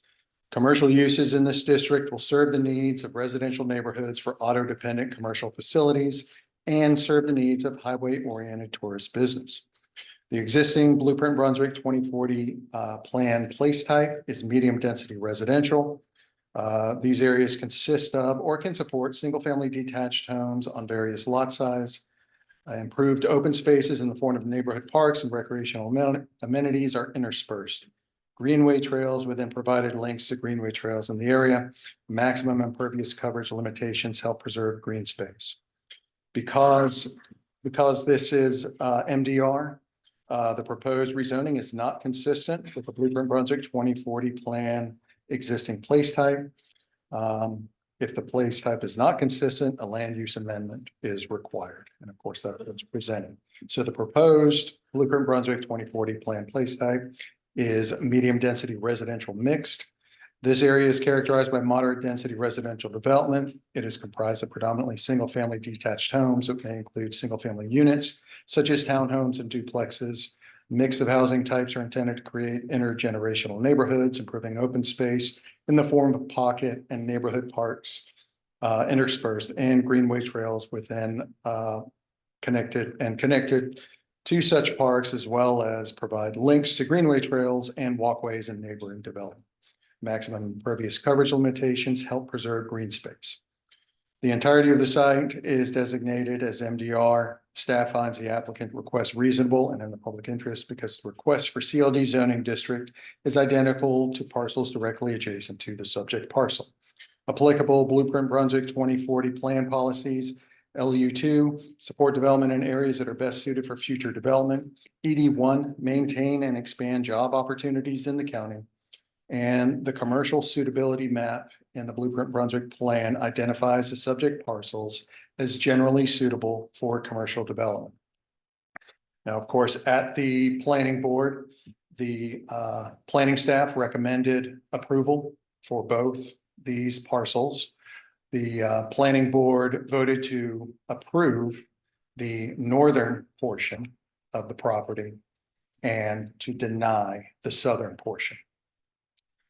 So again, planning staff recommendation was to approve rezoning case Z895 with the proposed place type designation amendment to commercial, to MDR or MDR mixed, based upon the information provided, the surrounding areas, the current uses, the Blueprint Brunswick 2040 comprehensive plan, and other adopted Brunswick County plans and policies.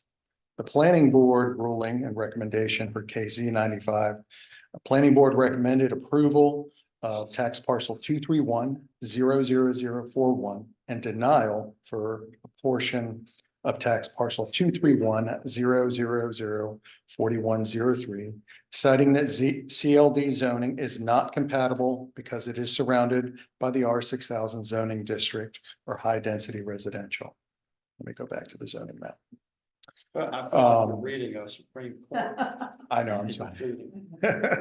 So the owners of the southern portion, the Rhodes family who are here tonight, they appealed that decision and would like their property zoned CLD. So you've got three options. Option one is what the original staff recommended, which is approval of both parcels.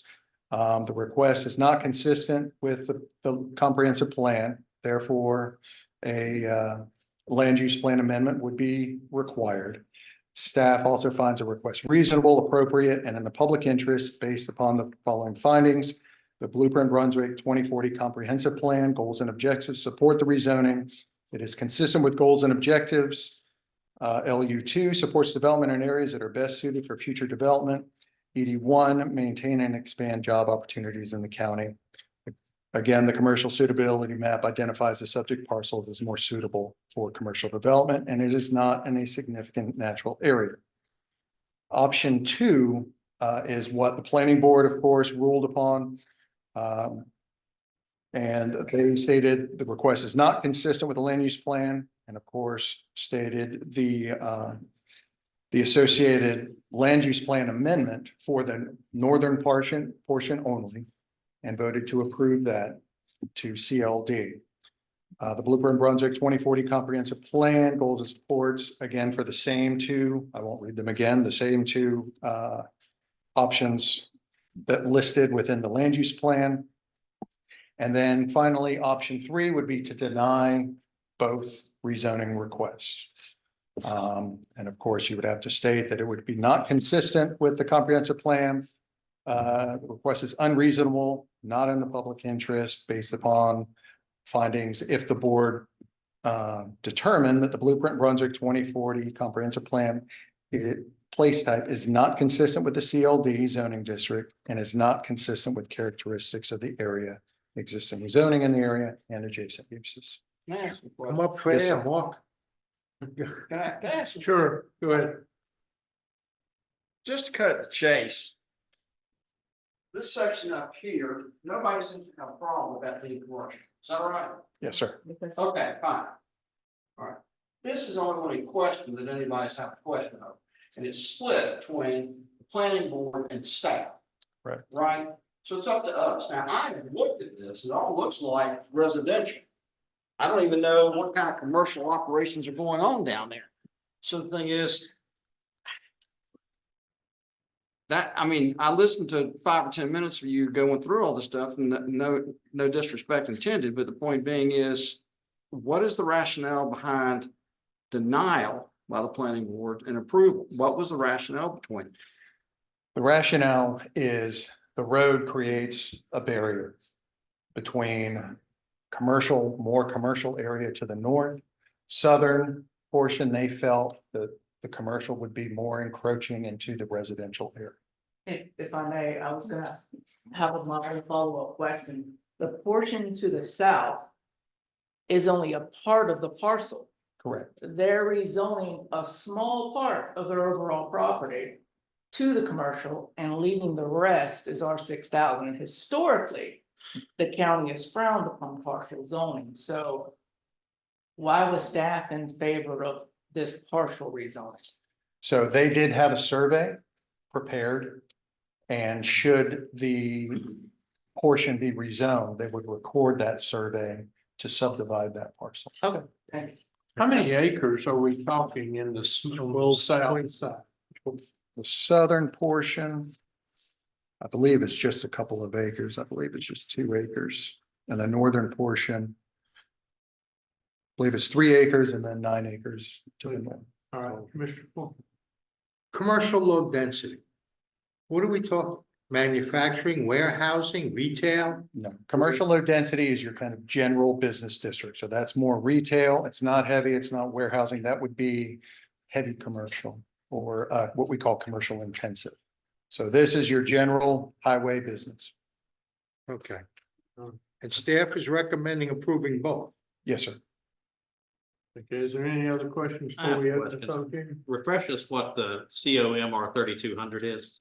That is multifamily residential. Okay, so you've got multifamily, and then other residential and possible commercial would all be lumped together there if we did that. So, okay, thank you. Okay. All right, we're ready to open the public hearing? All right, so we will open the public hearing. First name signed up is Jeff Kelly.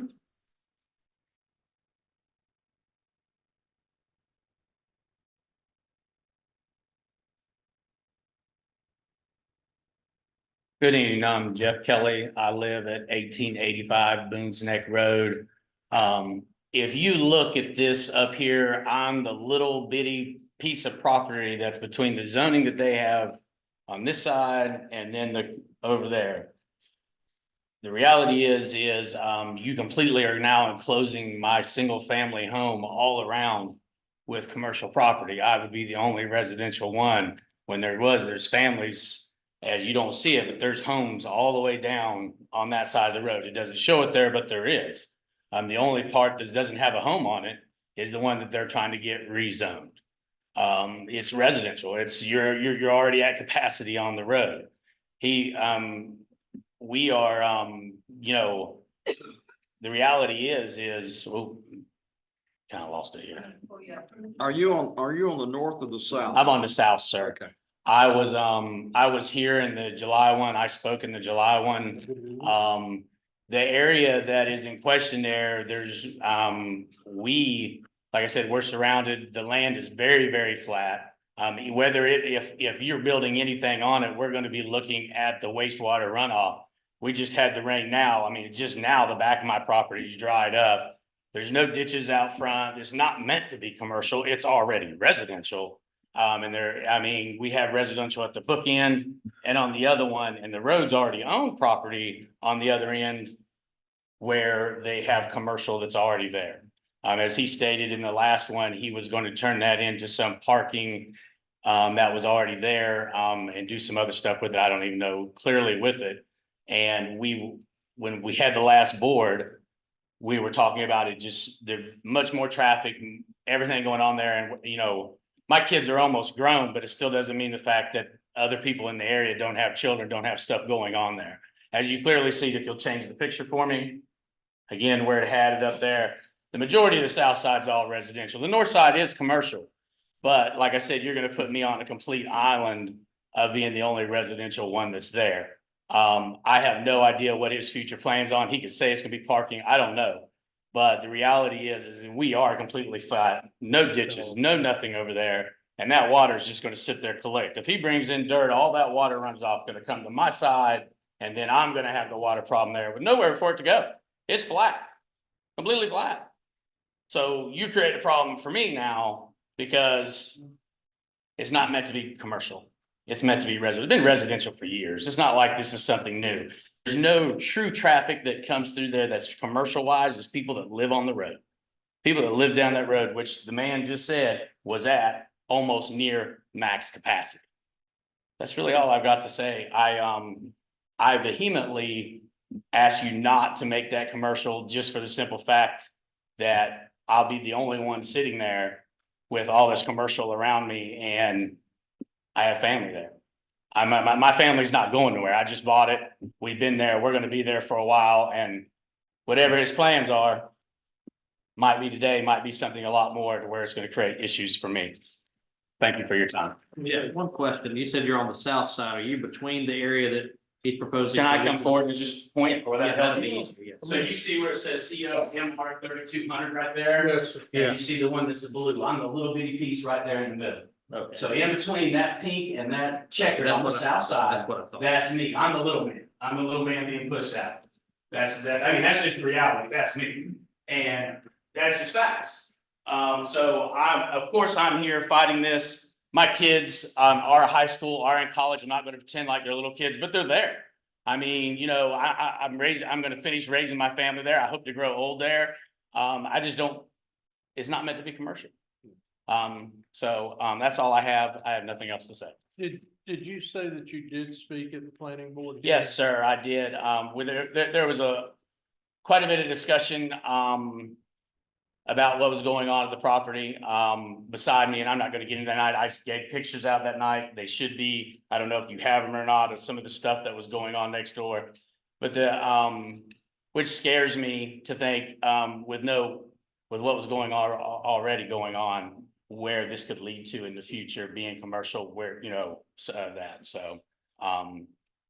like I said, the concern is more, it's not meant to be commercial. It's residential. It's been residential for years. You're just inviting more people to come down the road that wasn't meant for a lot more traffic. It just wasn't meant for it. There's hardly no shoulders. There's nothing. I mean, What's your position on the northern side? there's really nothing there. There's an old house that they were gonna burn down, and I guess they had a lot of leads they was gonna give the fire department. There's an old house that's basically gone. They're right beside the old house, there's a partial lot, and then there's single wide trailers on both sides. Yep. So I mean, there's even homes there. There's a single wide trailer. If you don't mind, I'll walk forward again. There's single wide trailers. You can see the little blue spot right where it says COM on the north side. And here on the left side, right in front of the road to this house, there's another single wide there as well. So where that is at, there's really homes there. I mean, there's people there. that's exactly. I mean, if you go down the road, you're not, I mean, I guarantee you get in the car and you get driving down the road, it's not gonna look like this is a commercial property. Because it's not, it's residential. I mean, that's just the reality, and I mean, that's why it was denied the first time, and we're back for the appeal. And that's why I came back up here again tonight, just because I mean, some places are meant to be commercial, some places are meant to be residential. This is not commercial property. And if you, if you wanna come back and appeal it again, I take every single one of you, take the drive down Brunswick Road. Take the drive, you'll see it's flat. And you'll see that it is not meant for commercial property. Now, on the bookends, there is, but in between, it's all residential. I think I've made my point. There's nothing else to say. Thank you for your time. Appreciate y'all. Thanks, sir. All right, looks like Thelma Rhodes. Did I get that name right? Miss Rhodes?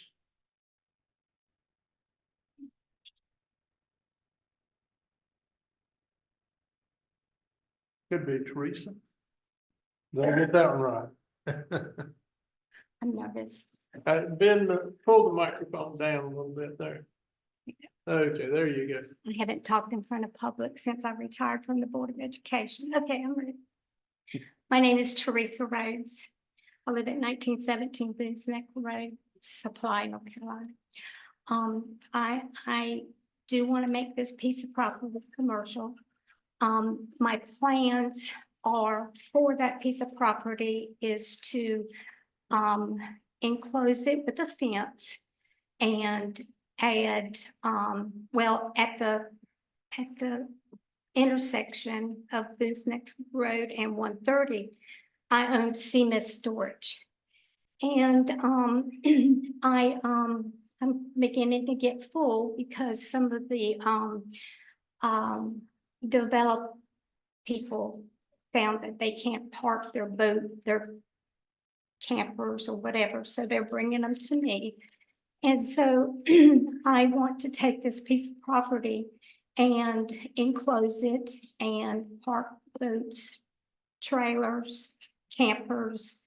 I have some that's in there that don't want to take their camper back to New York, so they park it and, you know, go back and leave it there.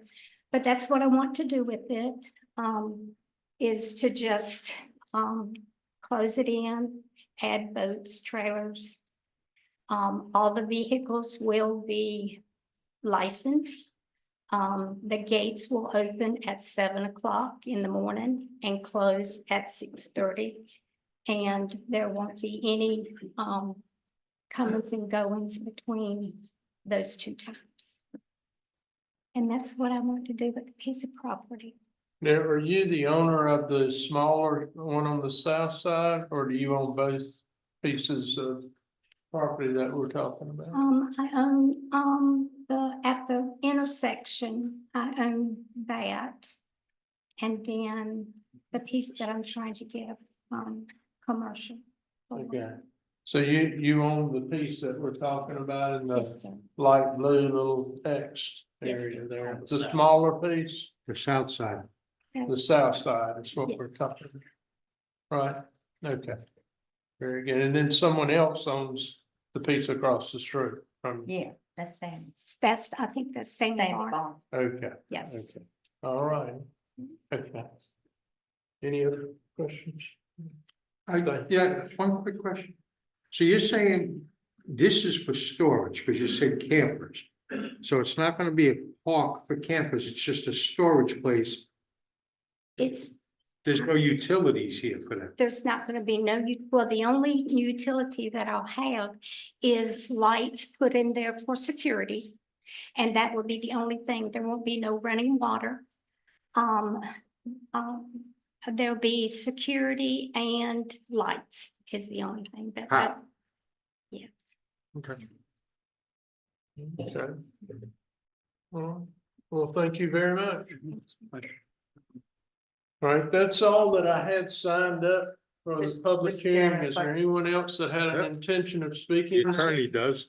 Yes, sir. Yes, sir. Just to remind the board that in zoning hearings, the board is actually not supposed to consider what any particular individual is going to do with the property. You have to consider the full run of uses as allowed. There is a mechanism to consider individual uses, but that would be a conditional rezoning, which is a separate process from this one. So what you're saying is if we approve it as it's being presented, they can do what they wanted to do as long as it falls into that category. Yes, sir. They could do anything on the list in the UDO. Very good. All right, thank you for that clarification.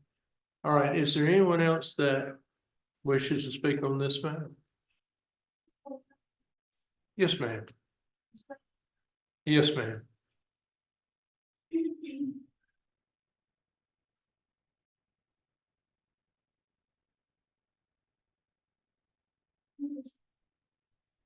I just want to clarify one thing. If this here, is approved, that is the only thing that I will be putting on this piece of property. I won't be building anything, no buildings. The only thing that I'll have is the lights and cameras. If I can't get that done, then I will probably turn it into farmland and put my goats and chickens and all that on there. So, but I do, my family started the storage facility. My dad passed away, and I sort of want to follow his footsteps and making what he wanted me to do with this piece of property. And that's what I'm trying to do tonight, is to get it approved where I can just do part of that for my dad. Right. And that's all I want to do with that piece of property.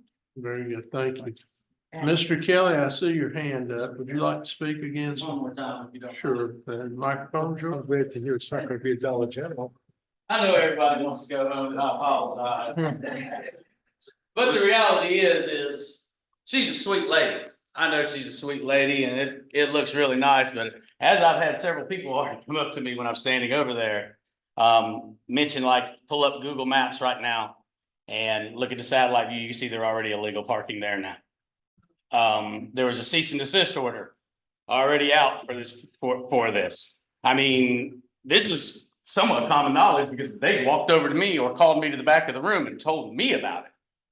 So I'm sitting here, I mean, yes, she is sweet. She looks very nice. The reality is they have parking already up there on this other piece. Can I go for it again, please? Sure. So if you're looking right here, the one right before you turn at Home Beach Road, they own that right there and they're not even full where they can park there. There's two other spots that were going towards Home Beach where there's already parking that are completely empty. So the need for this is not really there because there's places to park already. And like I said, you can pull up the Google map if you would like. You can see there's already illegal parking going on there now, which was discussed in the last meeting where they parked 18-wheelers already being parked over there. He said it was his friend, but there was multiple ones parked there. That's not supposed to be there. So I'm just bringing you this to your attention because she is a sweet little nice old lady. But that's not the reality of what the truth is going on here. That's not true. So you can go with the sweet little old lady or you can go with the truth. That's all I got to say. Thank you, sir. All right, is there anyone else wishing to speak to this matter? Yes, sir. Come forward and provide us with your name and address.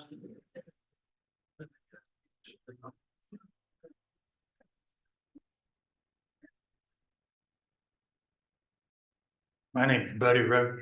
I own that piece of property. Mr. Jeff, he stood right here tonight and told you one lie after the other about the water. My land is lower than his, and his water on his land runs on mine, and I don't say nothing about it. His kids ride their four-wheelers and run up and down the roads, and we don't say nothing about it. We try to work with him, but he's been a pure asshole.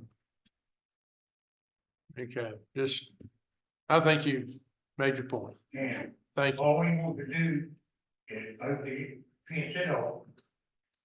Unlock the gate at 7 o'clock.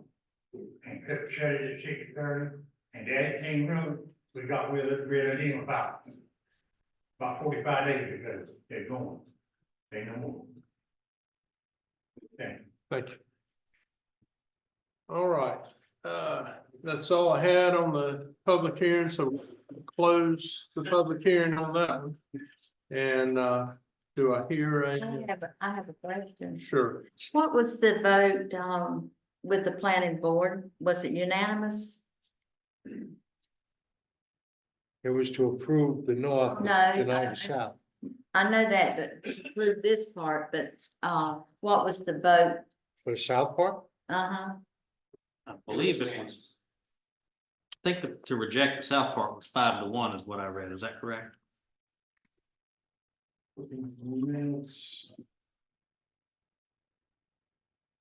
Yes, unanimously. Unanimous, okay. Okay, To deny, Correct. To approve the north, to deny was. okay. so whenever you read your statement earlier, if the planning board approved the north. And I guess it was both appeal? No. Just the southern portion. So we're not addressing the north at all this Right. evening, but I could swear that one of your options was that we could not do either one. You could. So because they're lumped together as one case, we have. Got you. Okay. They're both appealed. I'm sorry, They're both appealed. they are both appeal. Yes. It was one application, so it travels as one application. Okay. Oh, So- okay. so- that makes- all right. So if the northern section was to reapply, depending upon our decision. And it's already been approved once by the planning board, chances are would there be something that would tell them different? No, sir. Okay.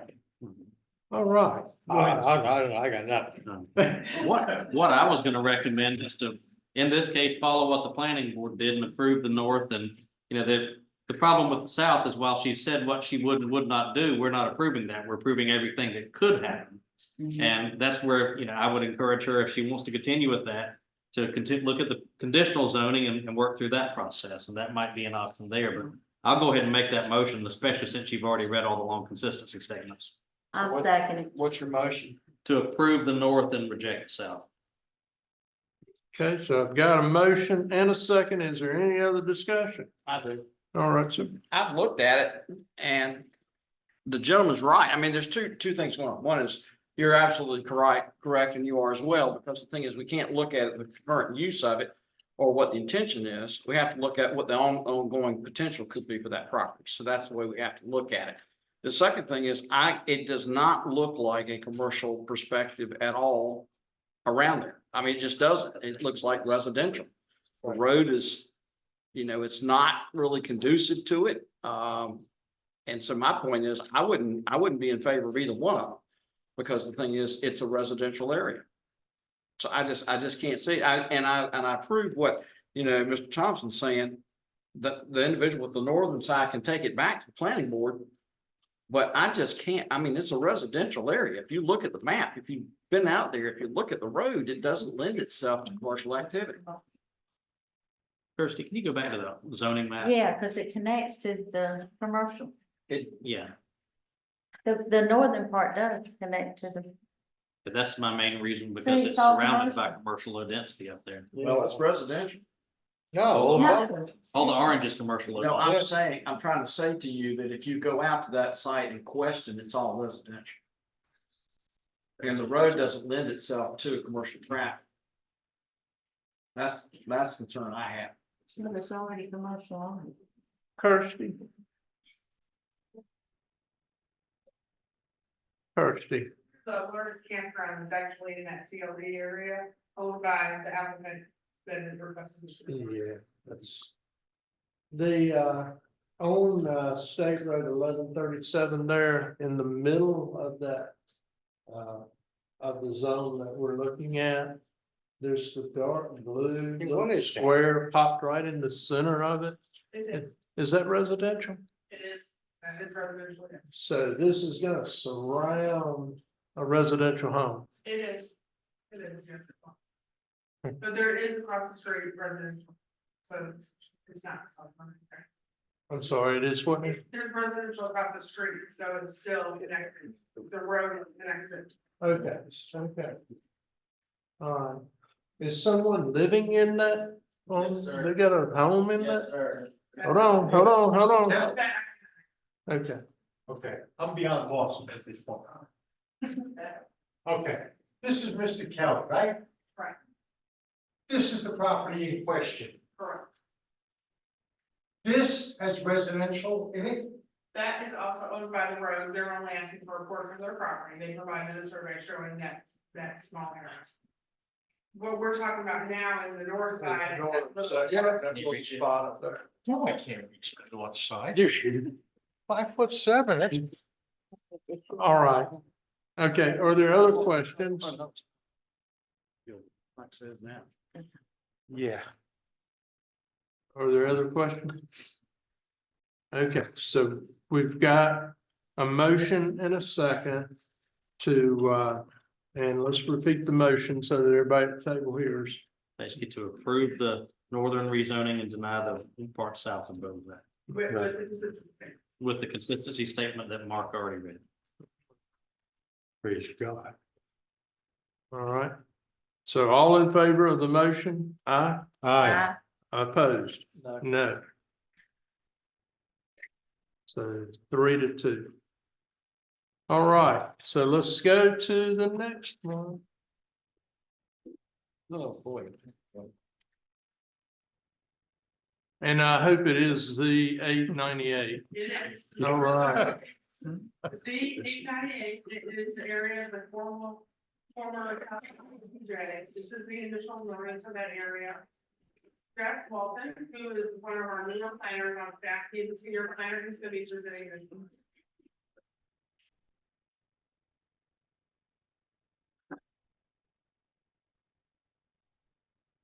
Thank you, commissioners. I'll try to have a lot to read into the record. I'll try to be as brief as I can. The proposal for your consideration is initially zoned 1,911 acres, formerly the South Florida Extraterritorial Jurisdiction, or ETJ, to the county zoning districts and regulations. An explanation of the various districts, setbacks, and densities is in your staff report package. In June of 2024, the General Legislature ratified House Bill 911, removing the South Fork ETJ effective July 1st, 2024.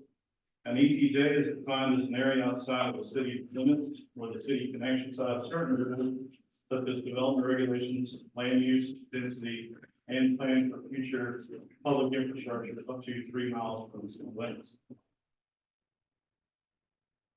On August 12th of 2024, the planning board approved staff recommended zoning map. Minus 3 properties, appeals were received post-meeting, and the county zoning was effective August 28, 2024.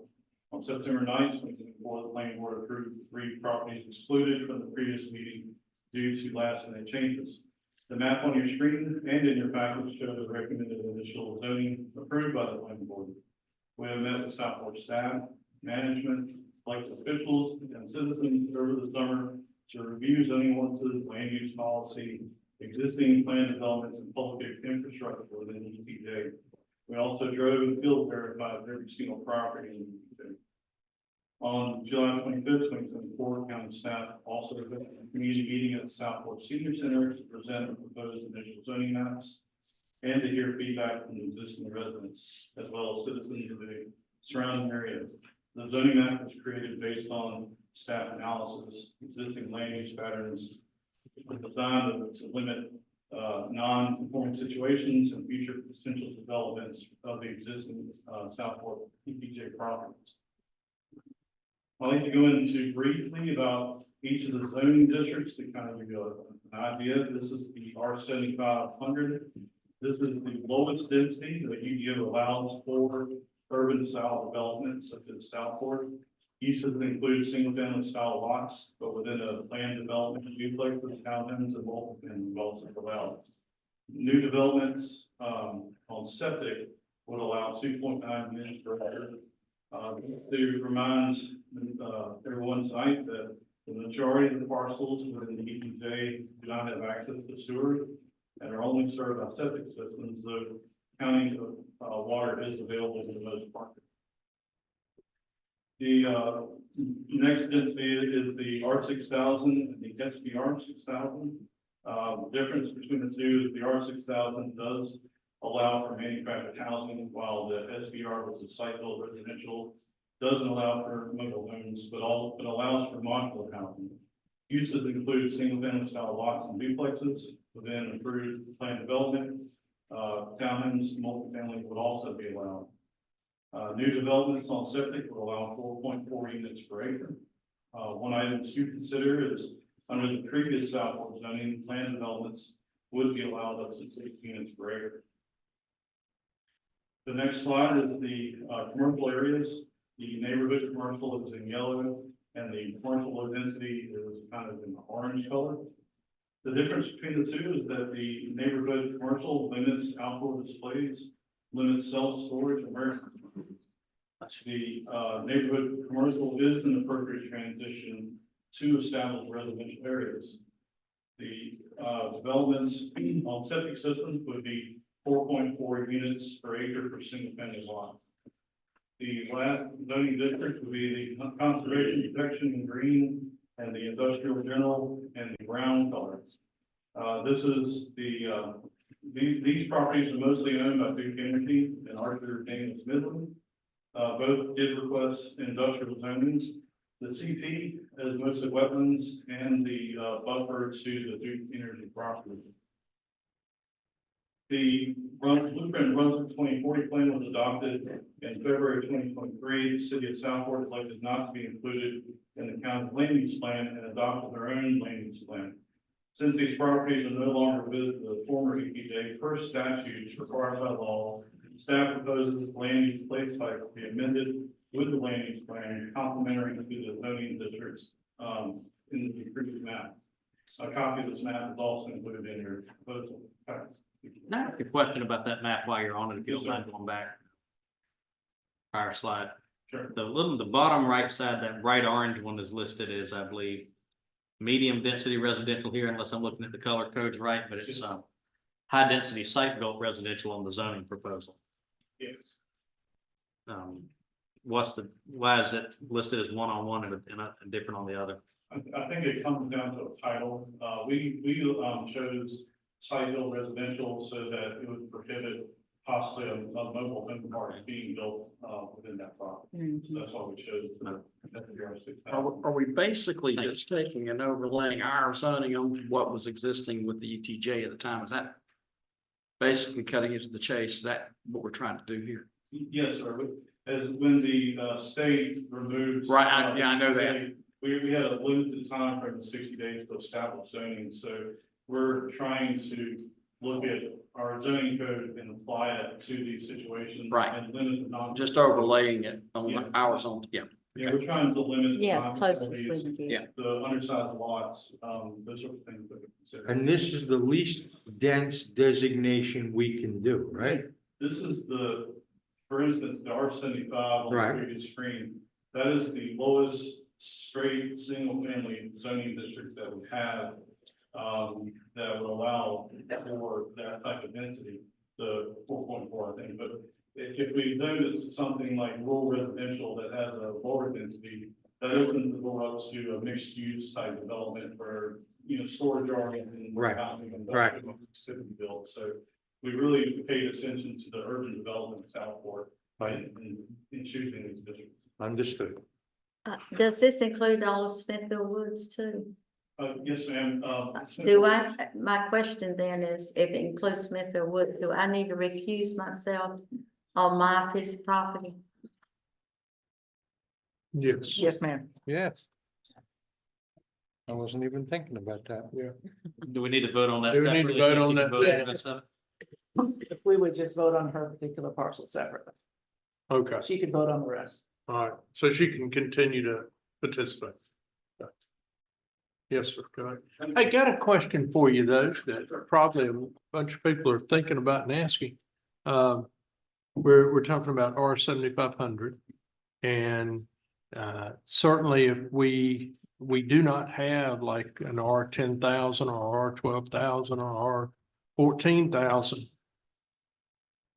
Why does it take so long to put something like that in place that we could become more synced with what Southport had in place?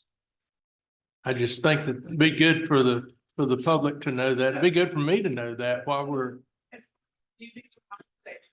We are adding zoning districts. It's not just that we're missing. We're missing a couple different zoning districts. It takes a long time to update an ordinance and change an ordinance. It typically takes 2 years. Our consultant has committed to doing it in a year. So, that is being worked on and being considered. so in a year, you're gonna come back to us with more stringent. Yeah, with more zoning districts, probably mid-summer. Okay. And during this process, I would like to include when we make the motion that once they redo the UDO and we have a lower density, that anybody in the ETJ area can come back and change their zoning without cost. And I'd agree with that. Yeah, You too. yeah. Sounds fair. I'm sorry, did we cut him off or he's still going? If I could, Mr. It's up to Chairman. y'all. Is that, Go ahead. he's finished? No, I gotta read. Oh, come on. Right. Without the conversation of the overall UDO amendment for a specific, let's say, just to establish the specific new zonings. And then to actually apply the new zonings to the parcels would take on a fast track approximately 120 days, which is outside what was available under the timeline of the legislature. Understand that. And I'm in agreement with you for what we're having to do and the reason. Very good. Yes, sir. Thank you. And now he needs to read the consistency statement into the record tonight. Staff recommends approval of initial zoning of the 615 properties, case number Z898, to be zoned RR, rural residential, R7500, medium density residential, R6000, high density residential, SBR 6000, high density site built residential, MR 3200, multi-family residential, commercial low density, CLD, CZ, which is commercial low density conditional zoning, NC, neighborhood commercial, IG, industrial general, and CP, conservation protection, based upon the information provided in the surrounding area, the current land uses, blueprint, Brunswick 2040 plan, and other adopted Brunswick County plans and policies. The planning board approved the initial zoning property and associated land use place type for 612 of the 615 parcels within the former Southport ETJ on August 12, 2024. The planning board subsequently approved zoning and associated land use place types for the remaining 3 parcels within the former Southport ETJ at the September 9, 2024. 3 appeals were received withstanding to move forward to a no-go public hearing and commissioner consideration. Per general statutes, the zoning regulations shall be made in accordance with the comprehensive plan prior to adopting or rejecting zoning amendments, including map and text amendments. A statement regarding the plan consistency shall be adopted. The request is consistent with the blueprint Brunswick 2040 comprehensive plan place type designation and consistent with the goals or recommendations and policies of the plan adopted by Brunswick County. Staff finds the request is reasonable and appropriate within the public interest based on the following findings. The blueprint Brunswick 2040 comprehensive plan goals and objectives support the rezoning. G1, make consulting the blueprint Brunswick in advance of decision-making a regular practice of county elected and appointed officials, county staff, and county strategic partners. LG-1, recognize the county's position and its evolution and how to leverage the position for positive change. LU2, support development areas that are best suited for future development. NR-1, conserve natural resources of the county. DQ-2, maintain the character of the county, particularly the unique features that contribute to the identity of the place. Number 2, the request is consistent with the characteristics of the area, existing zoning areas, and adjacent land uses. Number 3, biodiversity wildlife habitat score within the Southport ETJ. The assessment score ranges from 0 within the developed commercial areas to increasing to 7 and 9, and the more habitat larger areas that are undeveloped. I leave you with both. As a reminder, the board desires a different zoning than what is listed on the recommended zoning map. Staff recommends that those properties be excluded tonight and brought next month so that the property owners can be properly notified. This concludes my presentation. I welcome any further questions. I do request that during the public comment section, allow those that received a letter from me saying that they had standing on appeal to Gilbertson. So I welcome any questions. Yeah. All right, are we ready for the public hearing? It is Jeffrey, right? Yes, sir. Jeffrey. Welcome to the planning staff. Thank you. All right. Yes, So, sir, if I would, Yes. if there is a parcel that you wish to have the recommendation changed. I don't think it needs to be continued or anything, but if we'll need to note down that parcel and the designation you want, so that we make sure it's properly included in the motion. Would you need, I got that. so noted. So So, noted. yeah, So do you need noted. that now or after the public hearing? After. No. all right. All right, so we will open the public hearing. And I have a sign-up sheet that I'll be going off of. I see David Bland is up first. Hi, my name is David Bland. I live at 303 Yopon Drive in Southport, right on the edge of the ETJ and within the ETJ. I have copies of my appeal enough to hand out if you would. So some of this is additional sheet that explains the expectancy.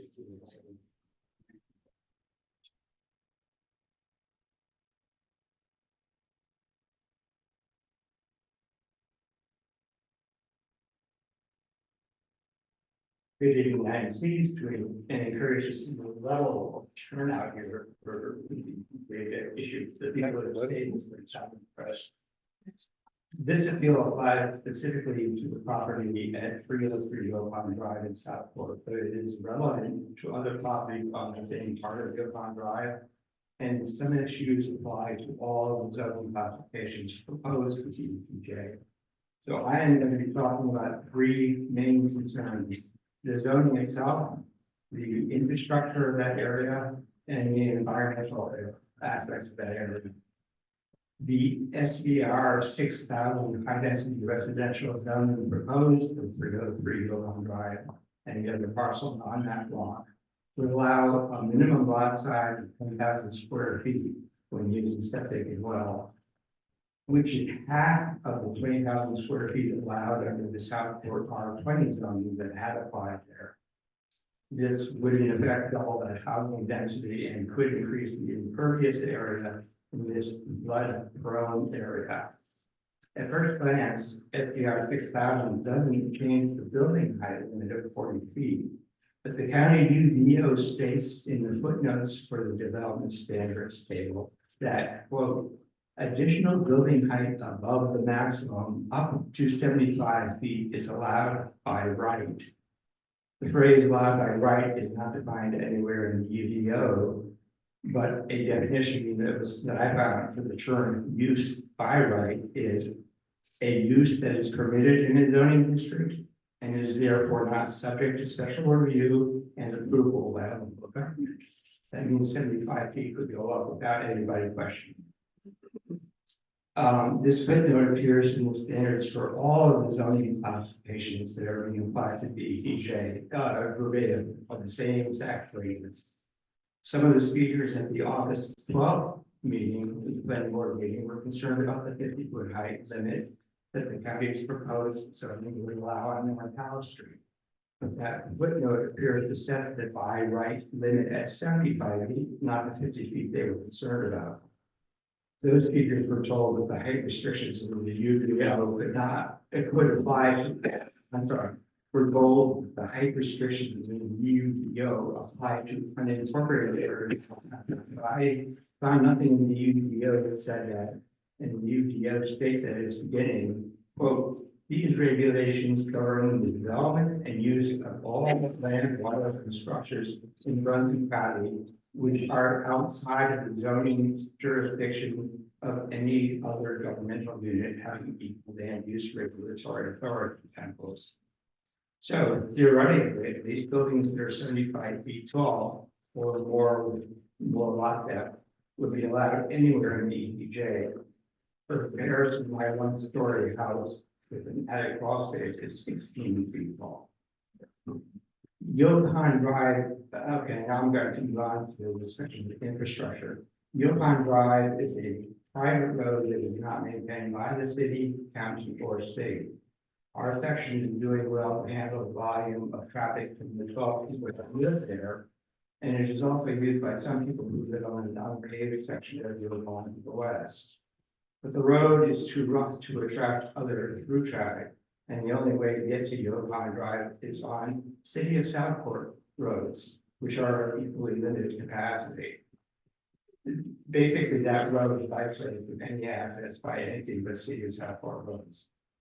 There also is a densely wooded 13.16 acre lot on the north side of Yopon Drive, right across from us, that would be zoned R 7500 medium density residential.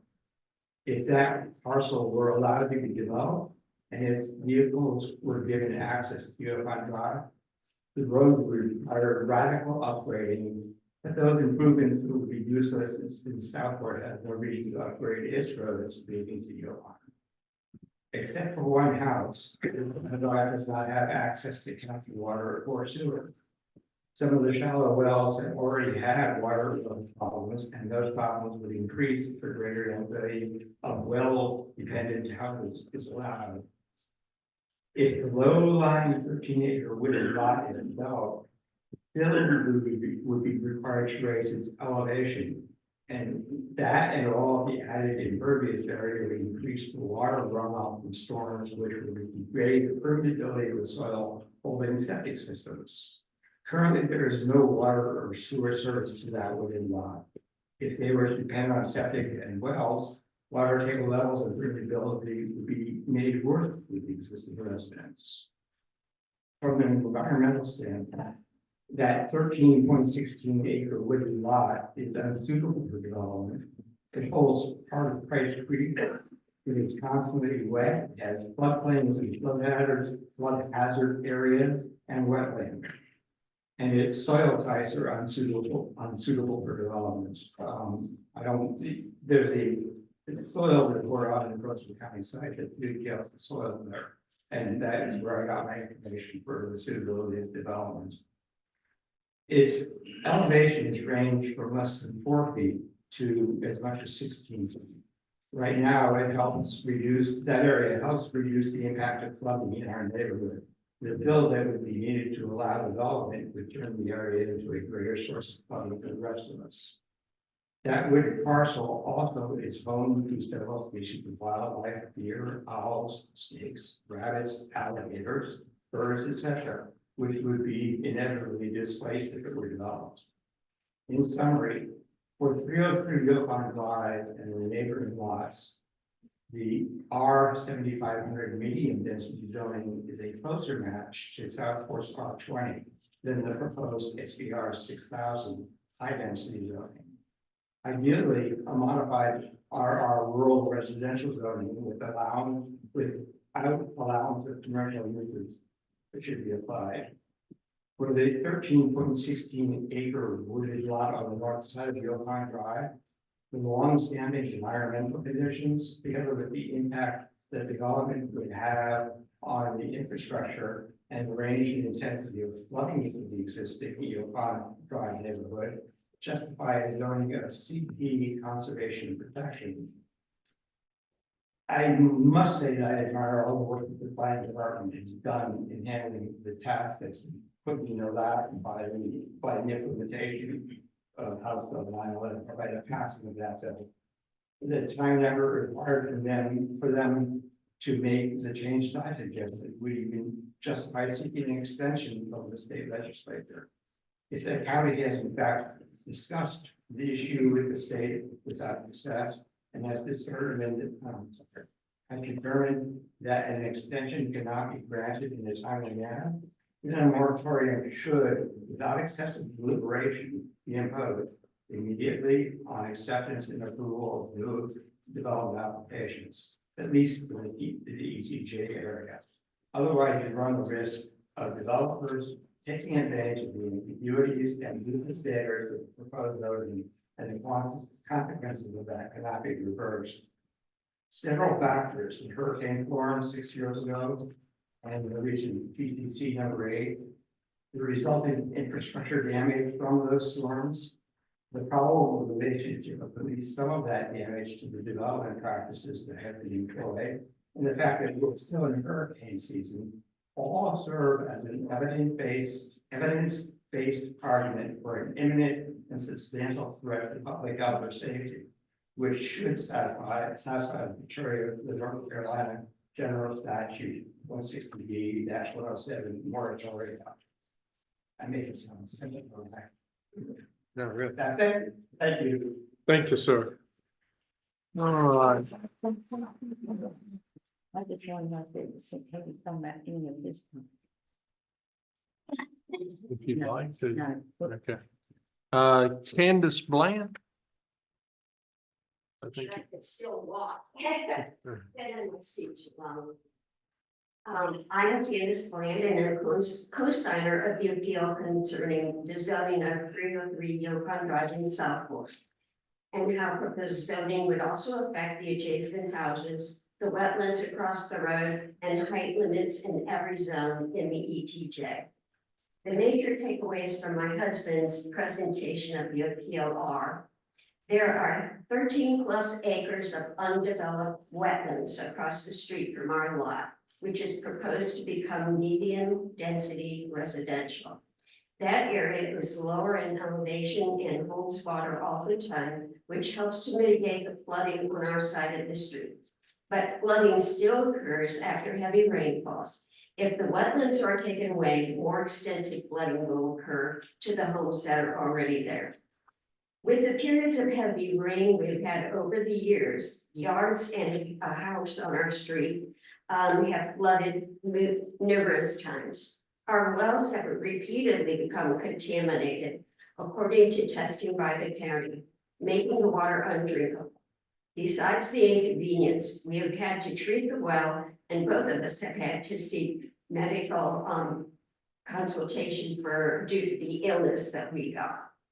Public health and safety standards, the types of soil in the wetlands area is not suited for building. To build, the area would have to be replaced with soil that does not percolate as well. All but one residence on our street have a well and septic, which is unsuitable for building. Neither the state, county, nor city maintains our street. Yukon Drive could not sustain increased residential and construction traffic. There's a variety of wildlife and plants living in the wetlands, which would be displaced by construction. The next point concerns every single zone in the ETJ. My husband found a potential loophole which he has addressed in the zoning proposal concerning building height limits. Due to the loophole, the proposed height limits of 35, 40, 50, and 75 feet actually have virtually no restrictions on height. If you ask questions about them and are told this isn't what we meant, or this isn't what we're telling people, that won't sit with I'm sure that the developers will ignore that. So it's actually written. In conclusion, the wetland area bordering Yukon Drive should be changed to a conservation and protection zone, meaning no development. There needs to be a moratorium for development before a developer takes advantage of the height limit loophole in the proposed zone. Thank you. All right, Deborah, looks like Appleby. Okay. My name is Deborah Appleby. I live at 307 Yukon Drive. And just for the record, our home did flood during Florence. We didn't know that when we bought the home. And we recently had encroachment with tropical whatever, blah, blah, 8. Say your, I'm sorry. The unnamed storm. Say your address again, 307. Thank you. Don't change Southport. Let Southport change you. These are the signs that were highly visible just 2 years ago by residents throughout the area. By definition, though, Southport is a town, not a city. We have a population in 2024 of 4,488 people. At 307 Yukon Drive, we are just 1 acre away from Southport. Technically, we're in Brunswick County. I am in complete agreement with the appeal of rezoning case V898 as proposed by David and Candace Land. In an effort to obtain some sound information to support this, I reached out to my son, who is a geotechnical engineer. No pun intended, he dug into the Brunswick County website and provided information on the following. At least 45% of the area is wetland swamp area. In targeting the soil types, and I'm probably not pronouncing it properly, Doravan muck.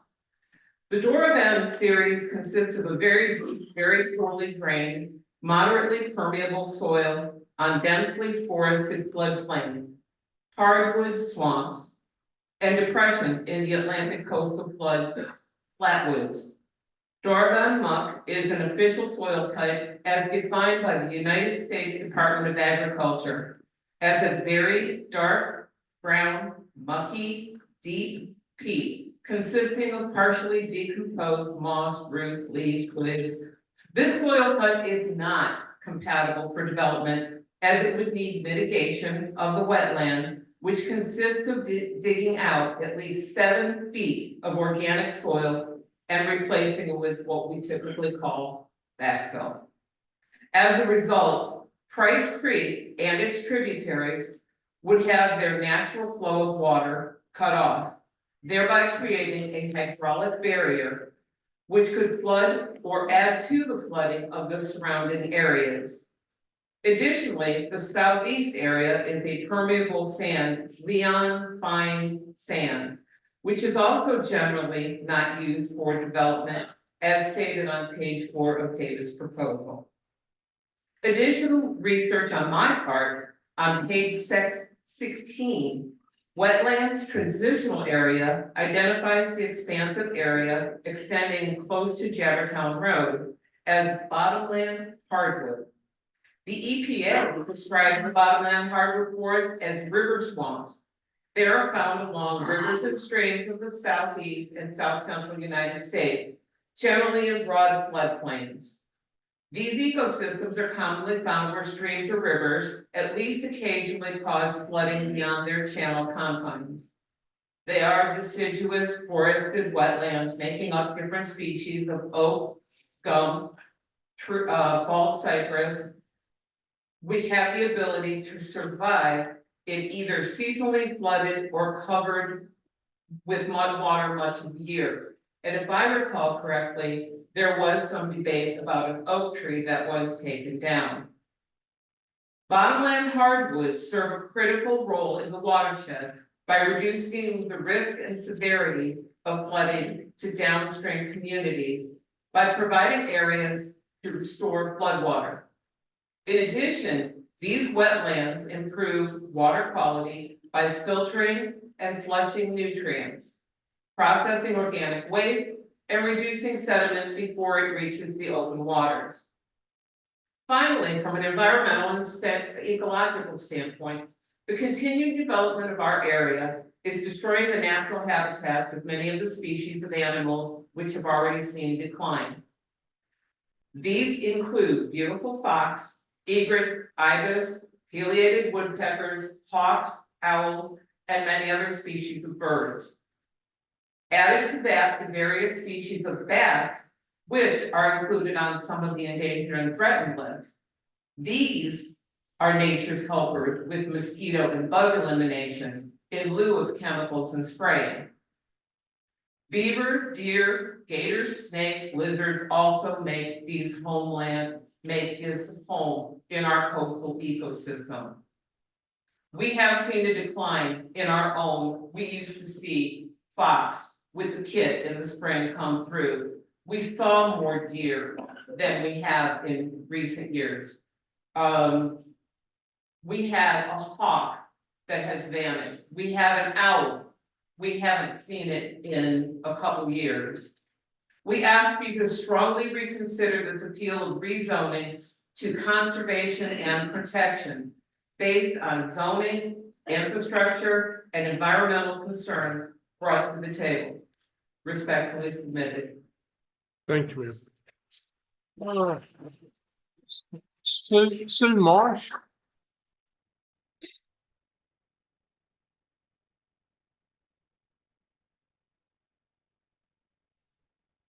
Hello, I'm Sue Marsh. I live at 614 West Brown Street in Southport. I grew up in North Carolina and remember fondly a state that was rural, that was green. There were trees everywhere you looked. It was a lovely place to grow up. Today, driving around Brunswick County, it's impossible to drive far before you see evidence of a land being raked, being clear cut.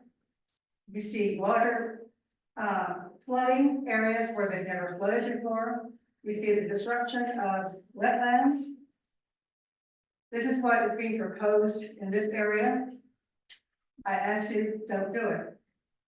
Let's take this zoning and apply it and make it a conservation and preservation land. That's what we need. We do not need more clear cutting, filling in, killing of our environment. Thank you. Thank you, ma'am. Looks like Cable Rash.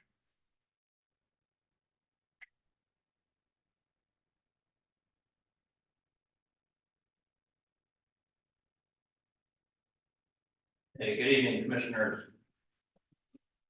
I'm Caleb Rash, attorney with Merchant Taylor Gibson Law Firm, here on behalf of GGH Properties LLC in connection with this appeal. GGH Properties is the owner of 6240 and 6245 Lookout Point Drive. So we understand the board has many considerations to weigh in connection with these 1,900 acres of former ETJ. But I'm here with a limited request regarding a single property that we hope you'll agree is low-hanging fruit for correction by this court. And if you look at the zoning map adopted by the planning board, it's exactly the piece that Commissioner Williams raised initially, that one in the bottom right corner, the bluish green, forgive me, I'm partially colorblind. For reference, our client owns the 2 adjacent tracts east of that property. The planning board designated it as SBR 6000, high density site build. We ask that you apply instead of an appropriate designation of R 7500 medium density. This property is ill suited for high density for a number of reasons. Under the Southport ETJ, the property was zoned R10, which fit in with the surrounding neighborhood's character and moderate density classifications. The county's new zoning classification is out of line with the character of the neighborhood. But again, the strongest evidence in favor of medium density residential is what Commissioner Williams raised, which is that the future land use map and the zoning map are simply incompatible as is. And I know that's an important part of what you all have to certify here tonight. And that is it's a clear disconnect between the two, and the future land use map got it right, because high density is simply inappropriate. It's tracked under blueprint Brunswick 2040, which states that high density residential is intended for locations where access to the transportation network and services is high. Traffic flow, infrastructure, and flood zones all make that very difficult here. So all signs point to medium density for this property. We've worked with the property owner the entire way. They've indicated they have no objection to this request. The property was zoned R10 in Southport. It was shown as medium density residential on the Southport land use plan. It is shown as medium density on the Brunswick County land use plan. We simply ask that the zoning reflects that as well. So I commend the staff for its hard work. You know, it's pretty tough when you got 1,900 acres to get it all right. Some fall through the cracks, but I hope that you'll agree this is low-hanging fruit. And so when the board votes to finalize the zoning for the former ETJ properties, we respectfully ask that you classify this particular one, parcel 238-00001, as R 7500. Thank you. I have a question. Are you representing the property owner? No, the adjacent owner. And follow-up question to that. You said that you have worked with the property owner or communicated with them on this. Have you gotten anything in writing that we could put in our records from them that would state that that's their desire? Yeah. I think it sounds like a good idea, but in the absent hearing from them, I wonder if we maybe should table that one till we hear from them. It's just my. Yeah, I'm happy to provide with that after the owners. I think we should table it. Yeah. That's fine.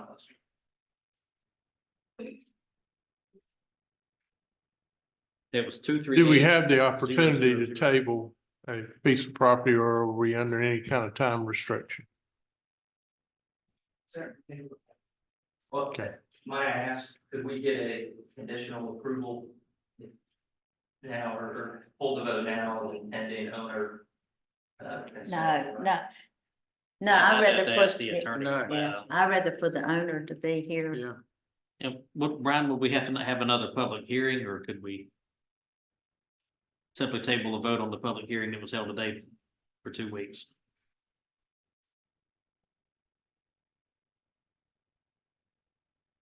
Need to accept new information, you would need to reopen the public hearing.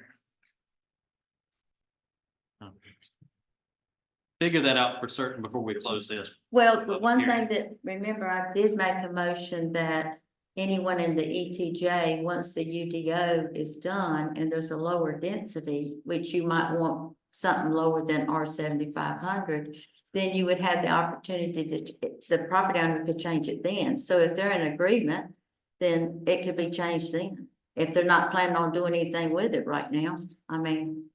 Yeah, well, I think the issue is that this is the time to sort out those matters with the initial zoning, since we're bringing it from ETJ into county. And I mean, we're not gonna ask the subject property owner to go through that process and spend. Well, it won't be no expense. That's what we just agreed upon. Except your bill.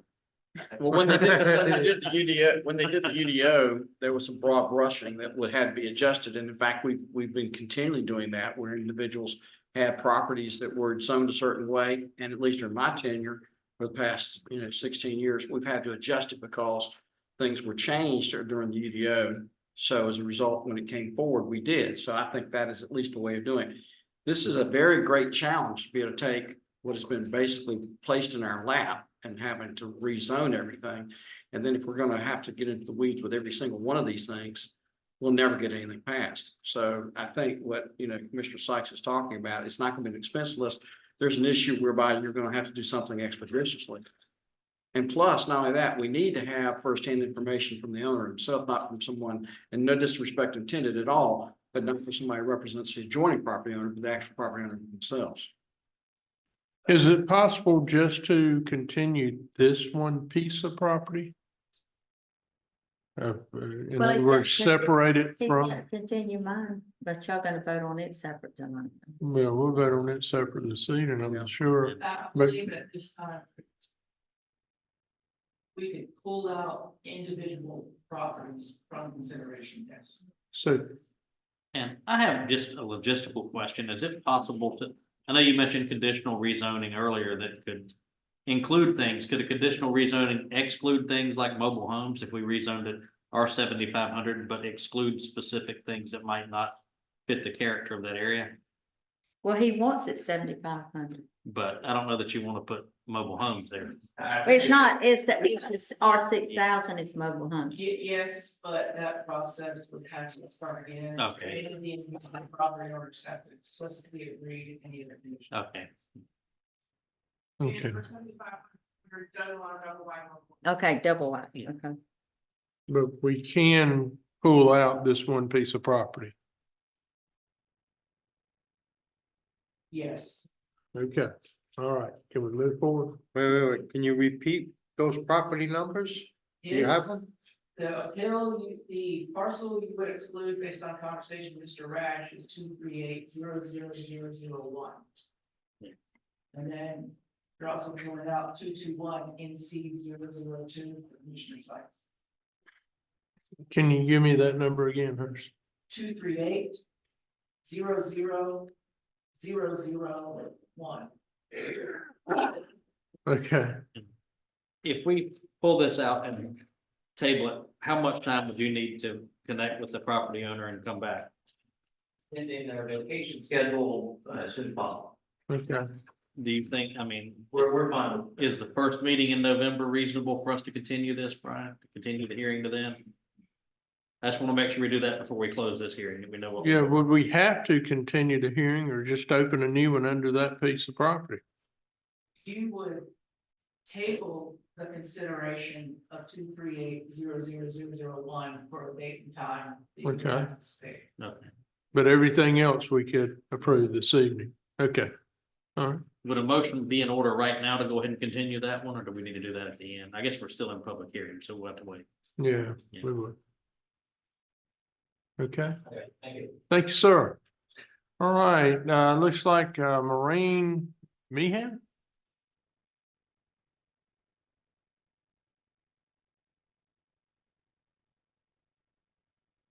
Good evening, Chair and Commissioners. I am Maureen Meehan. I am the planning director for the city of Southport, and I will be speaking on behalf of the city.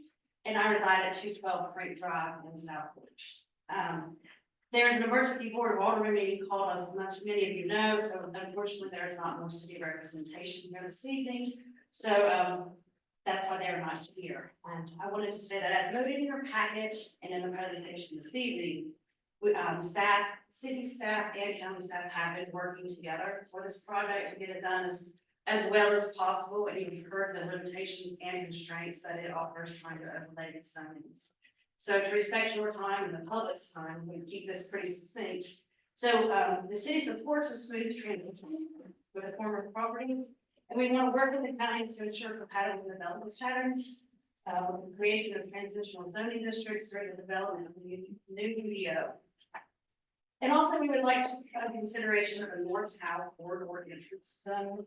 If possible, we would like to preserve the entrance corridor character and farm for the city of Southport. So thank you for your time, and we look forward to working with you. Very good. Thank you, ma'am. All right.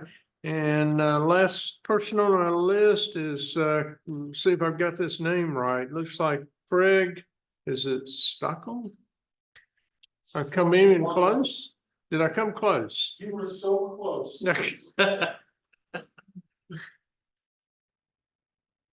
Good evening, all. Craig Sokol, 1240 North Caswell Avenue, Southport. So, actually, what I want to talk about has pretty much been covered, so that's the good news for everybody back here. What I do want to do though is, I want to talk about something you're going to see up on the screen that's low. I think Yin's guys, that's Pittsburgh East, sorry. You need to get a pointer or something for all of these, but what they did is they put up there, you see the green rectangle right in the middle? Mhm. All right. So right where the N is, to the northwest corner is my lot.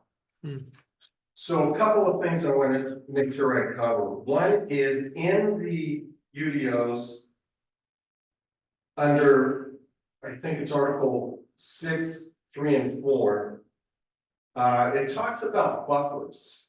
It also speaks to having adjacent wildlife habitat areas to be able to migrate when you have development. If you look at that lot there, I'm gonna ask you to take a peek at that because I'm gonna ask you, where's the wildlife gonna go that's currently in that spot? The UDOs say they should have a pathway, not the right word, to find other wildlife habitats. So right behind my home, my little corner there, is the senior center and a couple of shops. Now, you know what is right behind the senior center between the building and that lot right there? I'm gonna ask you to go back and take a look. 2 large retention ponds.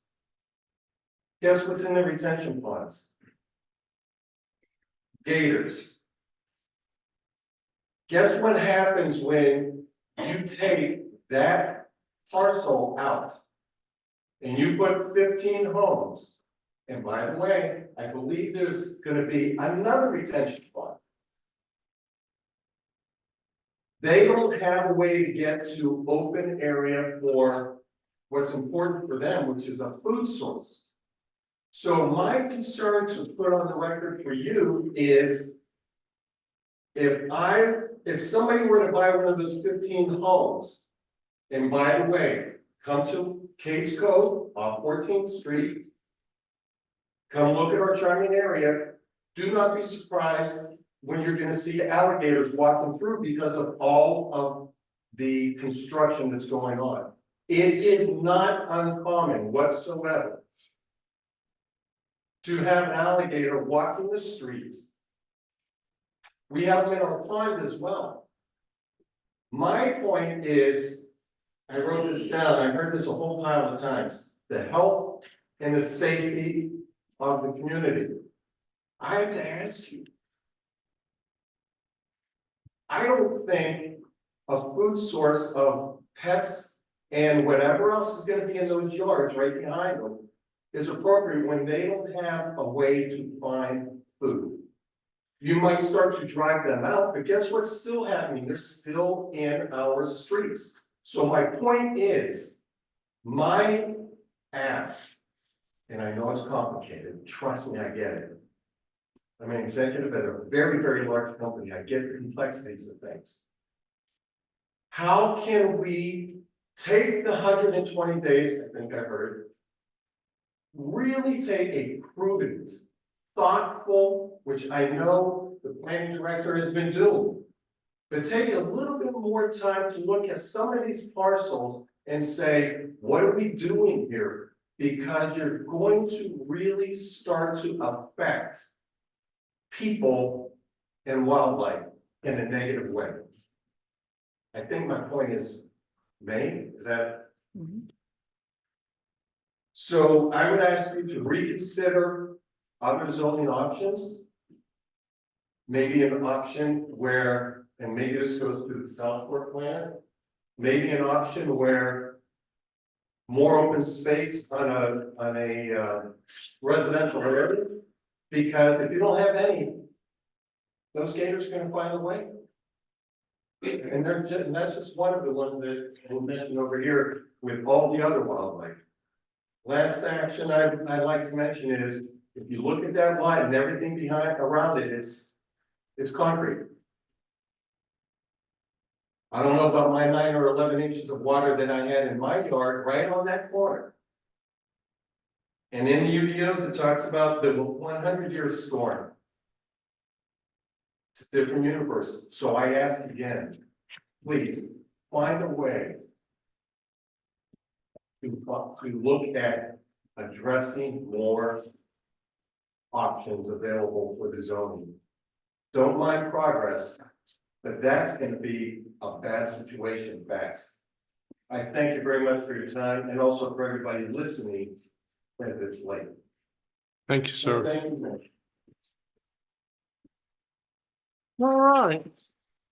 All right, man. That closes the public hearing and, so come on back up and, I have a question for staff. if I could. okay. Yes, Question, and I had this posed by somebody earlier, is if we were to approve the rezoning, and obviously we waive the fees for someone to apply for the new zoning, can a property owner request down zoning from a more dense to a less dense zoning? This person thought they could not, so I wanted to ask that question on the record. Make sure, so they can, okay, I wanted to make sure that was allowable, because that's important to know as we move forward. As long as they fill out the paperwork, get the application to us in a timely manner, anyone can rezone to some other zone. Okay. There's just a process to go through. And obviously, I would agree with Commissioner Sykes that I would support not requiring people to pay another fee to rezone if we add new zoning districts that are more compatible and transitional, as the planning director from Southport mentioned. so as I understand it from the discussion, we've got 2 parcels that we need to remove from 238-100-0-1 238-00001. and 221-002. Is that correct, sir? Or would you like to read them? 221 NC 002 for Commissioner Sykes. Okay, 238 00001 for the tabling the R7500. okay. So do I have a motion on that? For the 238-00001, whatever, however many zeros there are. I'd like to move that we table that to our next meeting and have it on the agenda then. Do I have A second. O'clock and November 4th. Yeah. all right? Right. And if they're not ready, then we can table it again, but that Sure. puts it back on the soonest point. All in favor, aye? Aye. Any opposed? All right, And I don't know if, I guess, Mr. Rash is still here, so he can alert those folks. okay. And then, Commissioner Sykes. Do I need to step out or? No, Okay. we just need to remove hers from this, temporarily from this one and do hers, recuse her, right? Yes, sir, you can separate hers out, vote on that first with her refusal, or you can vote on them all without hers. And then do hers. And then Yeah, I need a clarification question from staff. Okay. Is it Jeff or Jeffrey? It's Jeff. Okay, Jeff.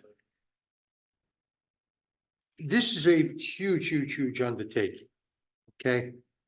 So if we do what staff is recommending, which is at least it's some zoning as opposed to none, and then anybody could do anything they want on it with zero restrictions. So we have to do something. To Commissioner Williams' question, somebody can come back later. Okay, let's just say the parts that are zoned like SBR 6000 or something. They could come back later and ask for a lesser zone, less dense zoning. Correct? Yes. Okay. Is there a time limit on that? Where the fees are waived? Like, are we gonna say you have 2 years, 3 years, 5 Well, years? we have to wait until the UDO. I understand, but what if they don't wanna do anything right away when we do the 6 new months. UDO? That's a short time. Well, that gives them plenty of time because they can do it right now. They can be thinking about it. I think 6 months or a year after. I would think a minimum of a year. No, it'll take a year as well. Okay, that's fine. honestly, depending on the UDO rewrite, it is a possibility you would have all new zoning criterias. And if that does change, it'll probably rezone no matter what at that time.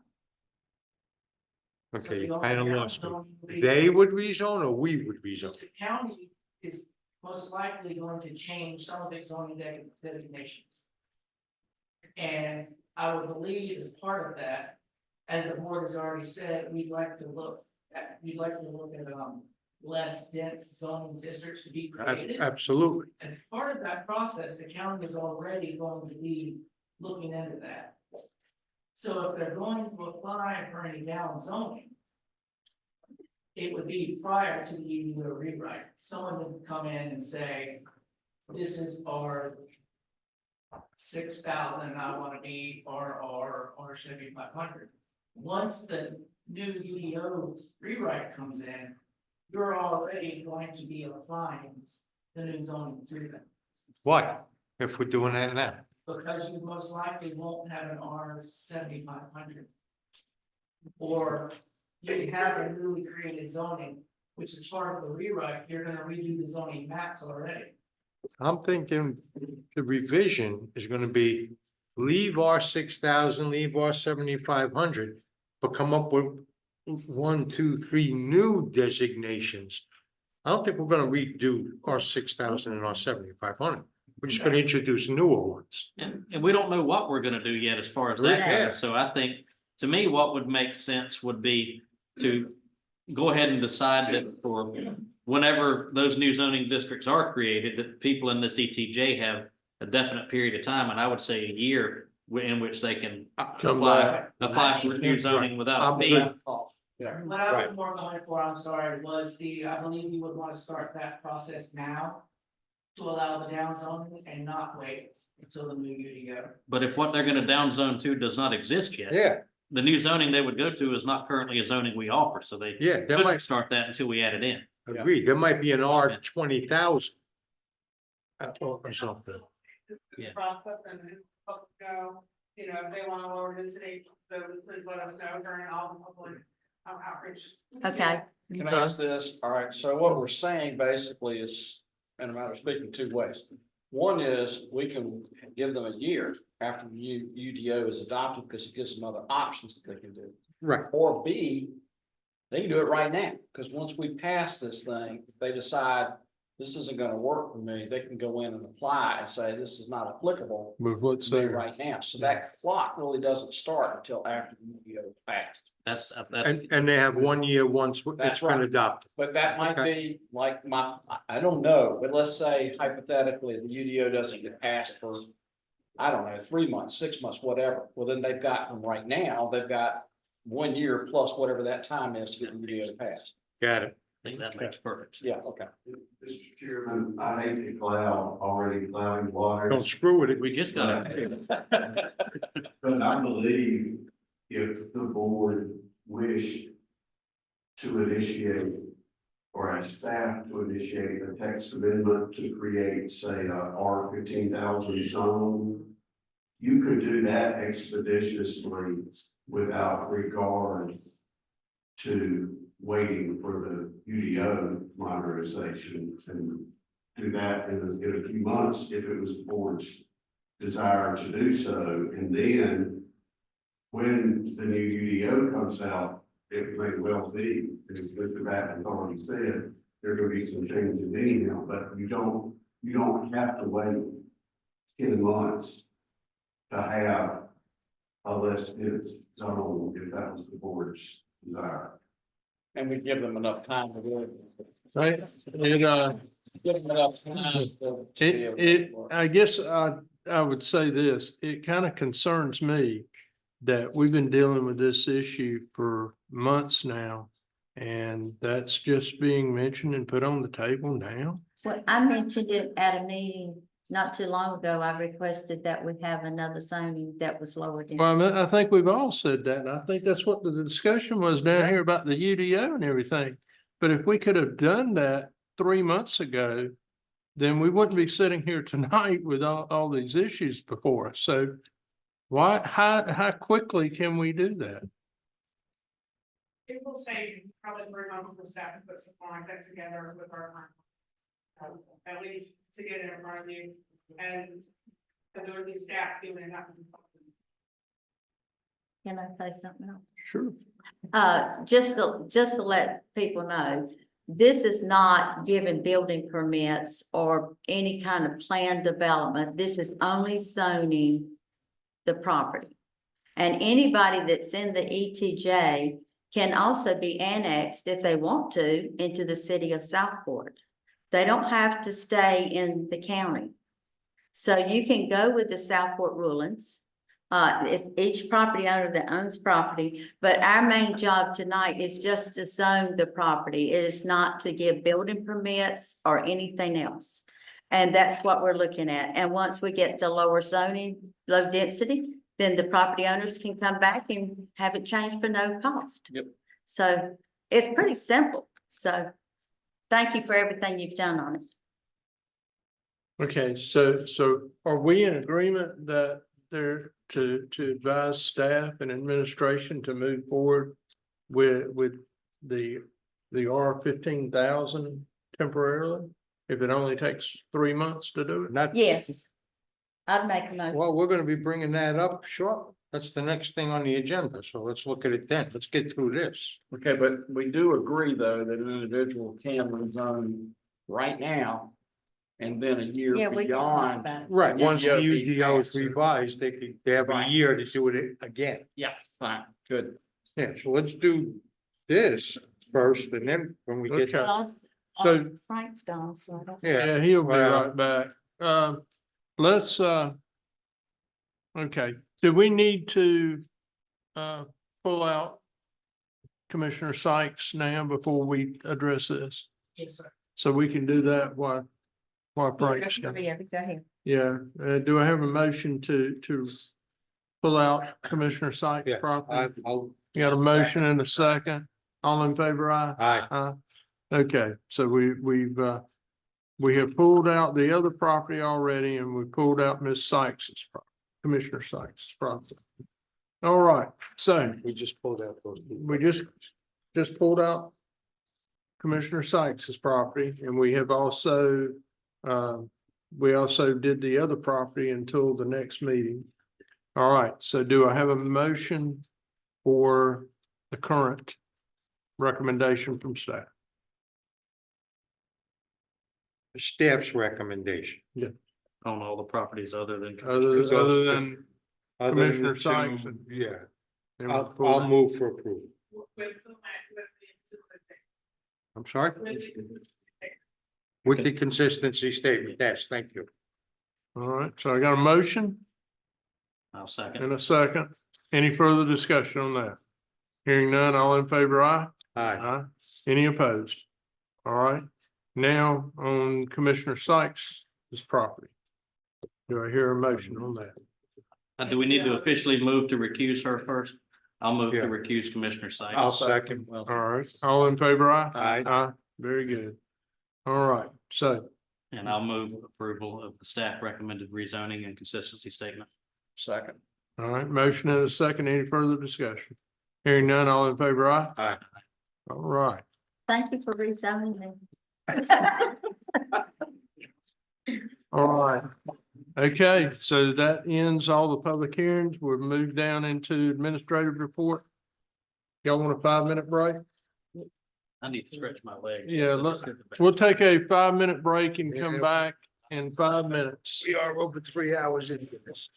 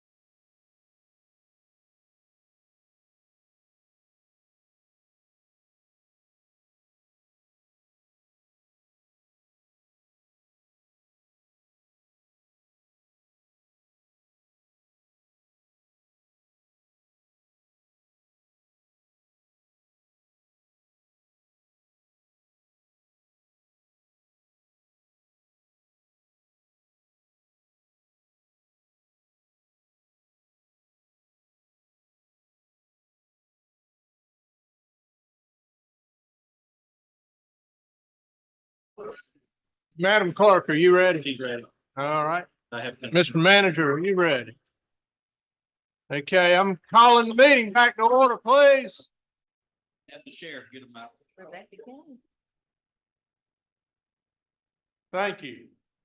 Oh, appreciate you turning on the mic. There we go. Maybe that would have helped in the first place. Hey, all right. So let's do the administrative report and administration. Thank you, Mr. Chairman. And I'll appreciate the board and public's patience when it's past my bedtime, so hopefully the cognitive processes are still going. This PTCA after action report process.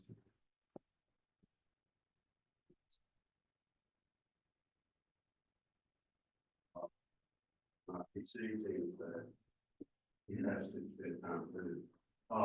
Asking the board to consider authorizing a task force to conduct an in-depth evaluation of the county's response to potential tropical storm Maggie. We're all aware of the incredible amount of rainfall the county had September 16th of this year. I believe, according to an atlas that references these things, it was probably 1,000 years. Even as the rain was falling in the middle of that day, we were still hearing the official projections were something like a storm total of 6 inches, which was 3 times as much of that. I think the county in general responded appropriately, given what was going on and the lack of warning. But I really think we should have a more robust after action report than would be our normal protocol. And so to do that, I'm going to ask you to empower a task force that would be 2 members of the Board of Commissioners, our Emergency Management Director, our Health and Human Services Director, our Communications Director, and the Sheriff or his designee. And I would add any staff that report to those folks that they deem appropriate to be support to this task force. And that the group should thoroughly investigate the county's immediate response and should employ, among other methods, surveys to the public, municipalities, and other partner agencies, and county employees. I don't think we need any additional funding to do this. And I think the surveys could be conducted and analyzed and the other data gathered, and be able to make a task force report back to the board in January. And I'm thinking about goals meeting that we have scheduled in January. Okay. If I can make a suggestion, I would also ask that you have our 2 co-ops on the task force as well, and also include the electrical provider that provides to a section of the county not covered by the co-ops. So the electric co-op, The phone co-op, data co-op, data, yes, sir. And Duke. And Duke Energy, yes, sir. And Mr. Chairman. Yes. Would it be, given that you're going to be surveying employees, would it be appropriate to have HR as part of this? Or do you think that's covered through other? we will be working with them in now. And could I make a suggestion also that you have a section of this, or almost like a subcommittee of the towns, the mayors that were involved in this? I know that I've been asking for a while for there to be a meeting with the mayors in the county. I do think that many of them, as we've already discussed in the past, many of them have, when we were in discussions with certain areas of the county that were impacted, that they had concerns, and we learned of concerns in their areas associated to evacuation. So I would suggest that somehow either they be a group that is surveyed together, or either it be a part of a subcommittee of this committee, so that we're able to collect a lot of information from them as well. The intent here, I know it's not explicit, but in saying municipalities would be to reach out to the chief elected official and the chief administrative official Okay. of all our municipalities. And then that would be fine then. Mr. Chair, Yeah. one more, how should DOT be included? Should they be part of the committee or be a partner agency that's communicated with? Because they're certainly an integral part of. I consider them a partner. Okay. Good. Mr. Chairman, I'll make a motion to approve with the additions that you named. I'll second. Okay, is there any further discussion? I do. Yes, sir. Mr. Chairman, I want to say that I was on that conference call when we were talking to Steve Papp. And at the time, it was about 10 o'clock, I think I remember, or 10:15. And at that time, we had about a projection of 4 to 6 inches of rain. That's what it should have been. And he was still saying 3. Yeah, and here it is. We're now at 10:30, we're realizing that the water is coming out of the fields and out of the woods, flooding out the parking lot. And we're also realizing the radar, it's stalling. It's like the thing's sitting on top of us and not moving. And I want to say this, I've been in the EOC, I've been in the conference calls, I've been in all of it. I gotta tell you, the people here did an exemplary job. If you were behind the scenes, if you were on the phone calls, if you're at the EOC, you would know the emergency management, the sheriff's office, EMS, fire, NCDOT, state highway patrol, the county administration, and everybody involved did exemplary work. And if you saw how hard they work, you would see how they were unloading things out of containers, how they were trying to figure out how to get things open, how they were trying to make workarounds for every single thing that was out there. They did an incredible job. Hindsight is 20/20, and it's always good to be able to know where our deficits were. But a lot of times it's easy to say, well, we should have. At the time, it's hard to see that. So the point is, we're trying to always refine this type of thing. And so that being said, that's why I'm very much in favor of this as well. And I would suggest that either at our next meeting or the one after, when we decide which commissioners are on that. I will say, I think one of the two that's in the areas most affected definitely needs to be on it. That would be either Commissioner Sykes or Commissioner Forte, because their areas got hit far and away the hardest. I would agree. Oh, yours, Pat, I don't want it. I would also, Marty brings up a good point about the National Weather Service. I would think that they would need to be in this group too.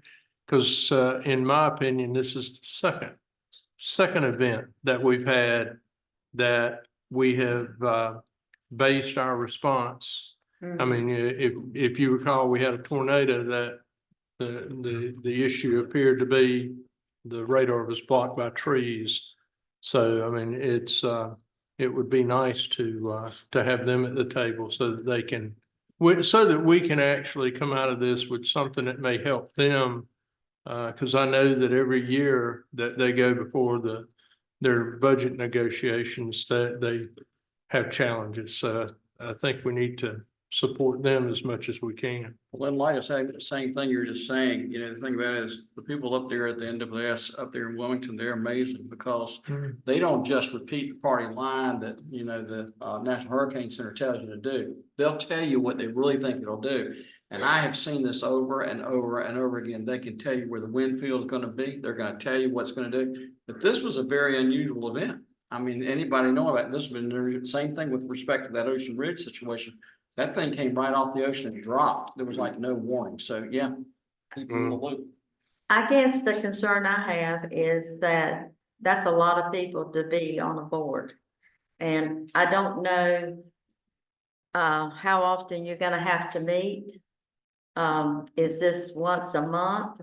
If you're gonna have it done in January with Thanksgiving and Christmas coming,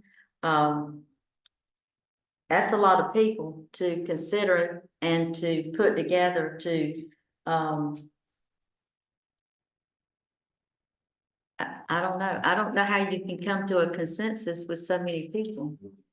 Well, on the task force, there aren't so many people. We'll be getting input from a lot of different people and agencies, but my intent is at an initial meeting, the group could sort of have a charge, and then the staff will be charged with implementing surveys and gathering data and doing some analysis, and then maybe have a couple of additional meetings with the full group to report back and develop. a report. Okay, did I hear a motion? Go ahead, And a second. Have discussion. Any further discussion? All in favor, aye? Aye. Any opposed? Very good. All right, administration, residential development concerns. Okay. I generally do not read agenda items, but because there's some specific legal terminology in this, and I'm not an attorney, I am going to read parts of this agenda item just to make sure that I won't omit any words or anything here, but the request is that the board receive requested information about residential moratoria under the provisions of North Carolina General Statutes 160D-107, as well as staff recommendations to address public safety issues raised by board members at your meeting on September 23rd.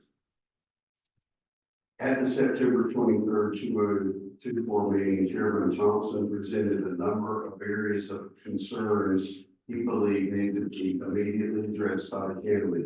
I won't repeat them all verbatim here, but the concerns include water and wastewater service capacity, the ongoing UDO revision process, the future impacts of already approved but not built residential development, flooding and stormwater management, and the adequacy of the current fire service. After extended discussion about potential strategies to address the issues, including a discussion of the merits of imposing a 9, 12, or 18-month moratorium on new residential development approval, the board ultimately asked staff to report on strategies to best address the issues that have been discussed. I asked County Attorney Brian Backey to provide a synopsis of the guiding law for enacting residential moratoria in North Carolina. His summary is as follows. No moratorium shall be adopted in order to adopt new or amended plans or development regulations governing residential uses. Moratorium may be used to address industrial or commercial uses. Development regulation is defined as a unified development ordinance, zoning regulation, subdivision regulation, erosion and sedimentation control regulation, floodplain or flood damage prevention regulation, mountain range protection regulation, stormwater control regulation, telecommunication facility regulation, historic preservation or landmark regulation, housing code, state building code enforcement, or any other regulation adopted pursuant to this chapter or a local act or charter that regulates land use or development. Threat to public health and safety. Residential moratoria are theoretically allowed if they are for the purpose of addressing imminent public health and safety or public utilities concerns.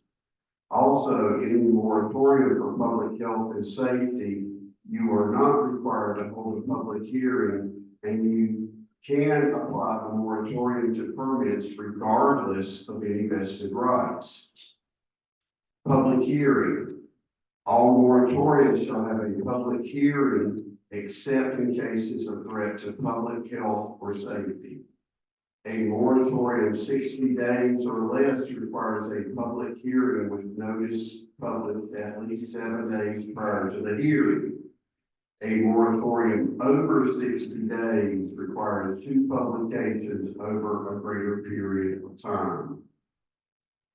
Statutory exemptions to a moratorium exist for applications properly submitted or permits which have been issued. However, this applies to projects prior to the call for a hearing on the moratorium. If an application is submitted after the call for a hearing and prior to the issuance of any rule change, the applicant may select the set of rules for use. A moratorium requires specific justifications in 4 steps. State the issues you wish to address, alternatives considered, and why the alternatives do not work. State the development approval subject to the moratorium and how this will address the issues. Give a termination date and say why this length of time is necessary to address the problems. And state what actions will be taken during this time period and a schedule for these actions. A moratorium may be renewed or extended, but you'll need to show you've taken the steps above and then repeat steps 1 through 4. I also attached to your agenda item a summary from the UNC School of Government on the same topic. The term imminent has a narrow meaning, and I'm not convinced that the current conditions in any of the mentioned areas meet that definition. Ultimately, though, that would be a policy decision of the Board of Commissioners whether or not to declare any or all of the issues as an imminent public safety or health hazard and pursue a residential moratorium to address those issues.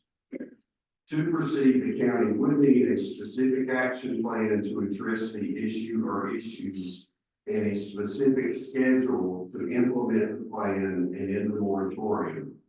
Such plan would have to be presented at a public hearing that was advertised at least twice prior to the hearing date. As an alternative path that might have more viability than a residential moratorium, I suggest that the board take rapid action to amend our stormwater ordinance. A staff report from our engineering staff was attached, and I'm suggesting that you should actually pursue one of the most aggressive, if not the most aggressive approaches discussed in their memo, and that would be to revise our ordinance to require new development to allow both conveyance and storage of a 100-year storm event rainfall. The current standard in the ordinance is a 25-year event, recently increased from a 10-year event. It's technically feasible to do that within 120 days of the time you told us to do so. I also recommend the board should consider enhancing our flood prevention ordinance. There are multiple ways we might improve it. Our current community rating system score is 8 there's a menu of different things we could do for the flood prevention ordinance. Some relatively minor changes could probably bring us to a rating of 7, which certainly would provide more flood protection for new development and would provide some additional premium discounts for NFIP policyholders. We could probably also do that within 120 days. The county could pursue changes that would bring the rating to a 6. Those would be more aggressive and probably would take 12 to 18 months to implement. And again, there's a menu of different things that could be done. An example would be to add an additional foot of freeboard to our flood control ordinance. But that alone wouldn't give us enough additional points to get us to a 6 rating. A flood study of the entire county is an option the board may want to pursue. A possible consultant has been identified and others would be available. If the board wishes to engage a consultant, staff will gladly begin a selection process. I'm confident that we can move ahead on the stormwater ordinance changes and flood prevention ordinance changes, even without waiting for a study result. As to the concerns of water and wastewater service capacity issues, if the county keeps its capital improvement plan up to date and adequately funded, and projects on that schedule stay on or near schedule, we should have sufficient service capacity to address foreseeable needs. The UDO revision is well underway, and to get the proper stakeholder input, I really don't think we can significantly accelerate that schedule, but there should be a draft product for board review by the summer of 2025. And once you have that draft, it's really going to be up to the board to decide how fast it moves to final approval. One of the other big concerns is the fire service. And I think the fire service in Brunswick County does a very good job with limited resources available. Volunteer firefighters are a vanishing resource in many parts of our county as they are across most of the country. The current fire fee system in the county has reached a point of diminishing returns, and it's both an administrative nightmare and an inadequate source of funding for many of our fire departments.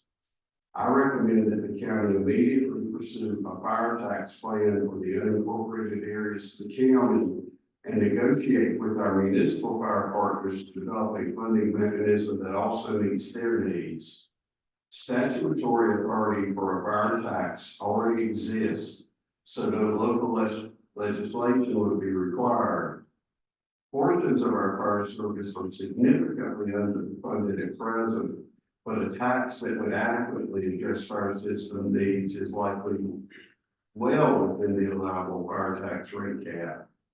At the time that a fire tax is adopted, the county can simply stop collecting fees without any legislative approval, though we could seek legislative abolition of the fee authority if there were concerns about it remaining on the books.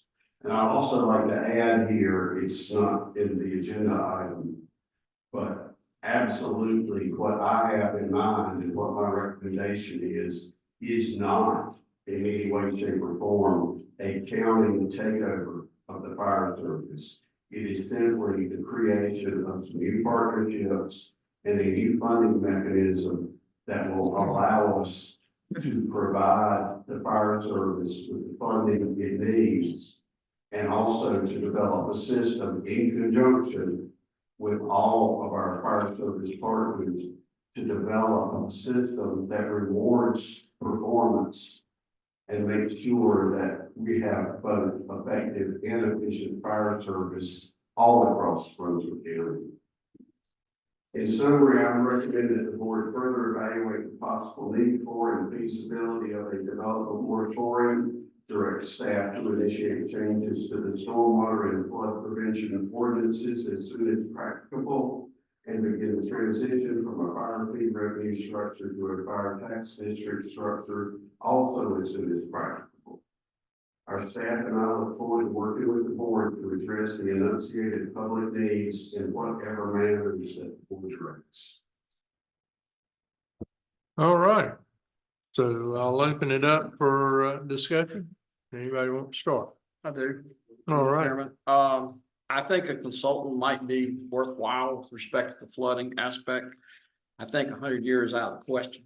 I do think, however, that with respect to what New Hanover has done, they've come up with something and had an award with respect to coming up with an idea of a stormwater services division under the engineering. And that's a model, and it seems to be very applicable. And that would be whereby we oversee and make sure that stormwater systems do work and they continually work as they do, and not just go into disrepair because they're overgrown or they're just dysfunctional.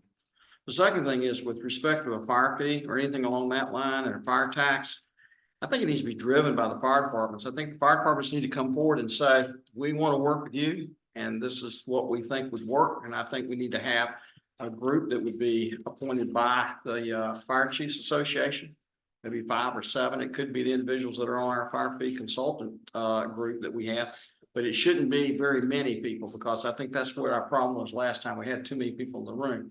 I've already discussed this with some fire departments as well, but the point being is, if we do this, it needs to be something that we all sit at the table and try to figure out what is the highest and best use, versus something that we just say, okay, we're going to do this. I agree with what you said. We're not trying to create some kind of fire service that's done by the county. All we're trying to do is figure out how we can fund it. But if we do move in that direction, it needs to be something that's driven just as much by the fire departments themselves. And again, I'm sorry, but I'm not in favor of a moratorium. I don't see that legally we can do it. And not only that, We would have a lot of issues there. The people who are employed in the restaurants that are in the stores and everything else, even if we could, what you're gonna find is they're gonna have to close their doors because they can't be able to support their families. People who have discretionary incomes, they're not gonna have them anymore. And the thing is, you're gonna find that whatever was affordable for people to move down here in the first place is gonna be unaffordable. So the point being is, I would be against a moratorium, even if it was legal. But it is, thankfully, it is not legal, it's not applicable. So that's my points. Any other? Yeah, Yes, ma'am. I got one thing. I think it is time, for what Commissioner Cook said about the stormwater utility.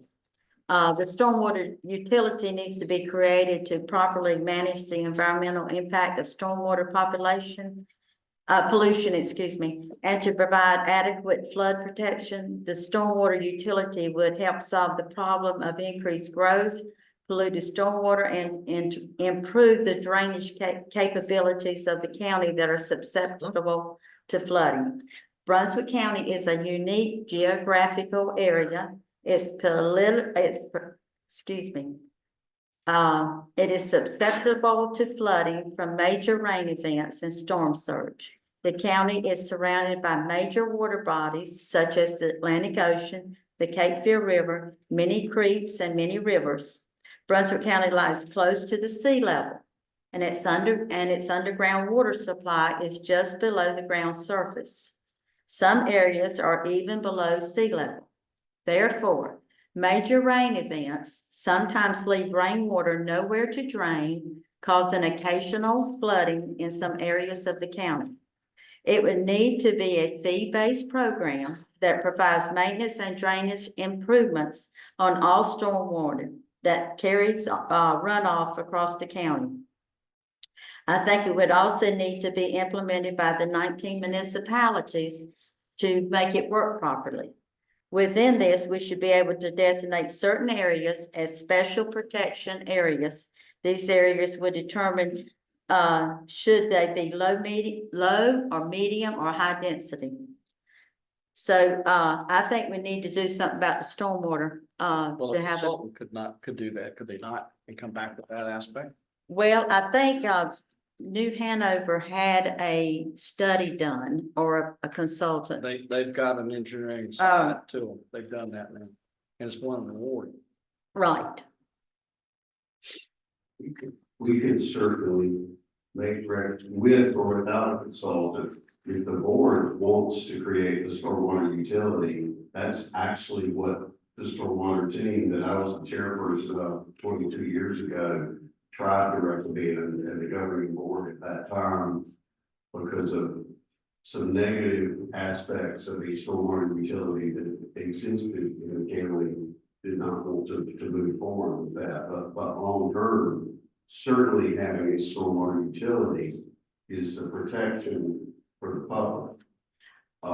Without a stronger stormwater ordinance, I don't know how much ground we gain with it. Well, that would be in the study, wouldn't it? Wouldn't that be?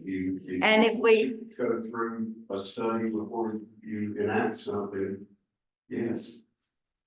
The other thing is, New Hanover County charges $5 a month for the utility stormwater program. Yeah. Other comments? Just a few comments. One thing, and I had someone mention the stormwater utility to me as well, and I'd like to get a breakdown of what that would look like and how that would work at either our next meeting or the meeting after, but just what would that look like in practical terms? How would it function? And maybe we have a meeting where stormwater at either our first meeting or second meeting in November is a major focus, and we get an update on what our ordinance looks like now, go through with kind of a workshop on stormwater, a discussion of the utility. This was brought up at a prior meeting, but some maintenance reports on the stormwater systems that we've approved that the owners are supposed to be maintaining. If there are any reports on those that we could get to see what those look like, because that's something that I think we, you know, whether it's an HOA or whoever, we need to put some teeth into making sure that they maintain those. I would support the flood study, and that reminded me that I've received an email from NCDOT that I will forward to you, that they want to meet with some of us to talk about drainage in Brunswick County, so we could loop them into that. That came from Trevor, the new division engineer, and I'll send that to you. On the fire tax, that's a complicated bear, and I don't know what I would support yet because it's the devil's in the details on those. Right. I agree with Commissioner Cook. We would need to get feedback from the departments, but there may be some structural changes to fire districts and things like that would have to be made. So that's something I'd like to just learn more about what our options are there. And it could be, we could go fire tax, or could we restructure how the fees are distributed? That might take a legislative change. I don't know, but I'd like to learn more about our options on those. And I would support the flood study. I have a few. I know we currently bill to a 25-year flood or 25-year storm. I would like to see it increase to either 50 or 100 years. I think stormwater is our biggest problem. We are low lying, we're at sea level in some places, and we got to move this water. I have down. I mean, Friday morning, I know Frank and I both are meeting with the consulting team for the UDO on Friday. I believe Pat and Marty are meeting on Thursday. Your Thursday as well? Thursday or Friday. I think we're Friday, but, so I have a whole list of things I'm gonna bring up with them. But I have, not only do I have stormwater management written down, but I got like stars all around it, like this is the most important thing we can do right now. Frank and I on the RPO or Transportation Committee, we sent a legislative goal up that DOT needs to clean the ditches. DOT needs to clean the rivers and all the other tributaries that they're responsible for. We have to do something with the water. There's no ifs, ands, or buts about it. So that's one of the biggest things to me. I have other things that I'll go over with for the UDO revision, including a couple of new designations for low density construction. Fire tax. I think we need to have some form of a committee. But I will give you my solemn word, I will not be on that committee. I went through this in 17 and 18. They wanted to lynch me. I literally almost went in a parking lot and had a fight with a fire chief. I will not be on that committee. I will promise you, there will be a lot of opposition because fire chiefs are going to say, you're trying to become a countywide fire department. And in 17 and 18, for the year and a half that we did that, I could not express upon them enough. I don't like your fire department. We don't want to be in the fire business. You guys are the firemen. The pushback was tremendous. A fire tax is going to be a significant tax increase. Significant. Yes, your fire fees will be gone, which will lessen the impact, but it's still going to be a significant tax increase. The possibility that a couple of fire departments will no longer exist, that's a possibility. Because Steve said it would be merit based on how they respond. And if they can't respond well enough, they'll just have to get absorbed by the departments that do work well. We'd have to come up with an agreement with the municipal fire departments. How would they get? They're already, well, Mayor Walt is right here. They're already paying for their fire department in Shallow. So how, they collect their fire fees, but they add a whole lot of money to it. We'd have to come sit down with all of the mayors and of the municipal departments. How could we all work better? What's it going to take for us to work with you? Fire fees is going to be tricky, and that's not something you're going to be able to do overnight. I've been down that road. There are fire chiefs that still don't talk to me. So I want to say this, for me, the system is not perfect. no, it is. And it is, we have been able to make it work within the constraints. We have to keep going back to General Assembly to be able to have it increased. But there are problems where fire departments do not have the staff. And it's not their fault. It's the thing is, Nobody's volunteering. It's hard to get them. I've been out trying to get people for some fire departments and they don't want to work in fire for some reason. The point being is, that's one issue. The second thing is, if we do this, we gotta make sure that we're not just gonna sit here and tell the fire departments what they're gonna do. They've got to talk to us and we need to talk to them and we say, how do we make this work together? How do we make it amenable so it works for you and it works for the county so we can fund it? It's not gonna be top down when we shove it down somebody's throat. It's gotta, and I'm telling you, it's gotta be whereas the fire department say, okay, this is what we think will work. And this is how we can work with the county. That's the Everybody's gotta direction. be, I It agree. needs to be bottom up because those guys are in the business and those guys know how to run their department. So they do a good job at it. So I don't want to do anything to hurt them or anything else. I want to make sure we just do everything we can to help them make their job easier and be able to finance, underwrite them and do everything we need to, because they are the guys out there putting themselves at risk. Okay. Commissioner Saul. Okay. What do they, since we were talking about the moratoriums, what are they calling public health and safety? What are they considering? And that, to have that health and safety? What is health and safety? That's not strictly on, I believe that would be up to the, board's opinion, and then if someone chooses to appeal it, it'd be to see if the judge agrees with it. Okay, then if we decided to go that direction, what happens to projects in the queue? And what happens to, projects that are being worked on right now? Do they continue? Or what stops and what doesn't? That is something.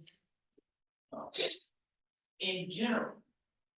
I don't believe anything would necessarily stop that was already in the queue. Once the application is accepted, then I believe it's gonna be good to go. However, it is the board that would establish as part of the criteria you would look at. That would say what you want to be affected and when. And depending on the immediacy of the public health threat or public safety threat, you could take some other actions. But just in general, once the application has been accepted, it will not affect. And I would say that that's a good answer. Under GS 160D-107C, you're exactly correct. There are five components that are not, or I would say they're exempt from the issue unless there is an imminent threat to public health and safety. But I think I think it does give us that option for to continue the projects on which are actually in place if the board so chooses, because of the direction in the bill. Were you finished? Mm-hmm. All right. And one more thing, even then. Let's say the board were on. A certain day to say, we'd like to call for the moratorium, come back and start the process. Any applications after that. And prior to the moratorium, I believe. They would be able to choose which regulation they still pick. Okay. Yeah, that's fine. I've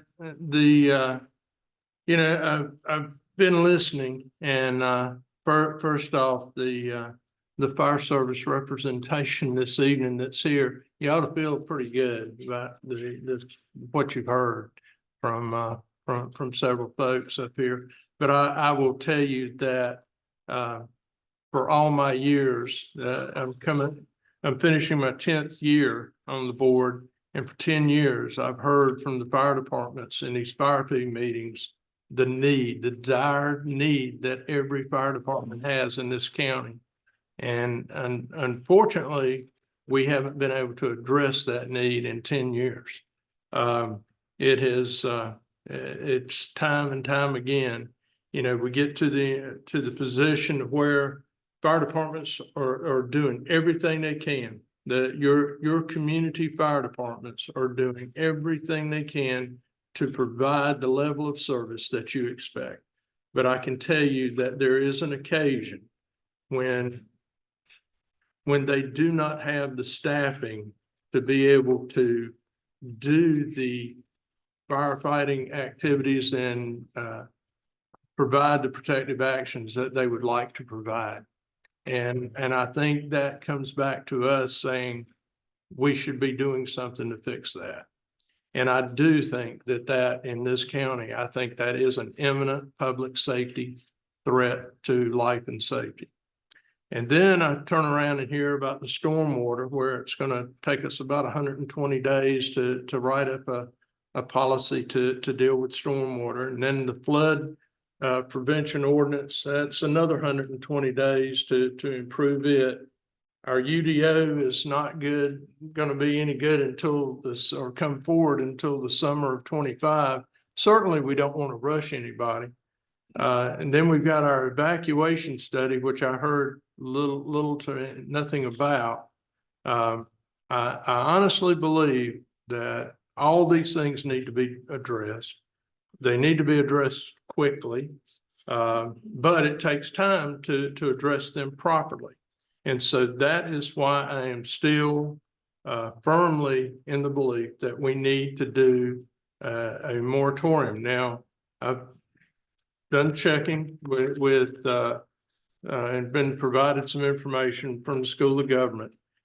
My question back to legal again is, if we were to implement a moratorium, we cannot just do it on residential construction, as I have heard. We have to do it on all construction, that to include commercial, multifamily, and residential. Is that correct?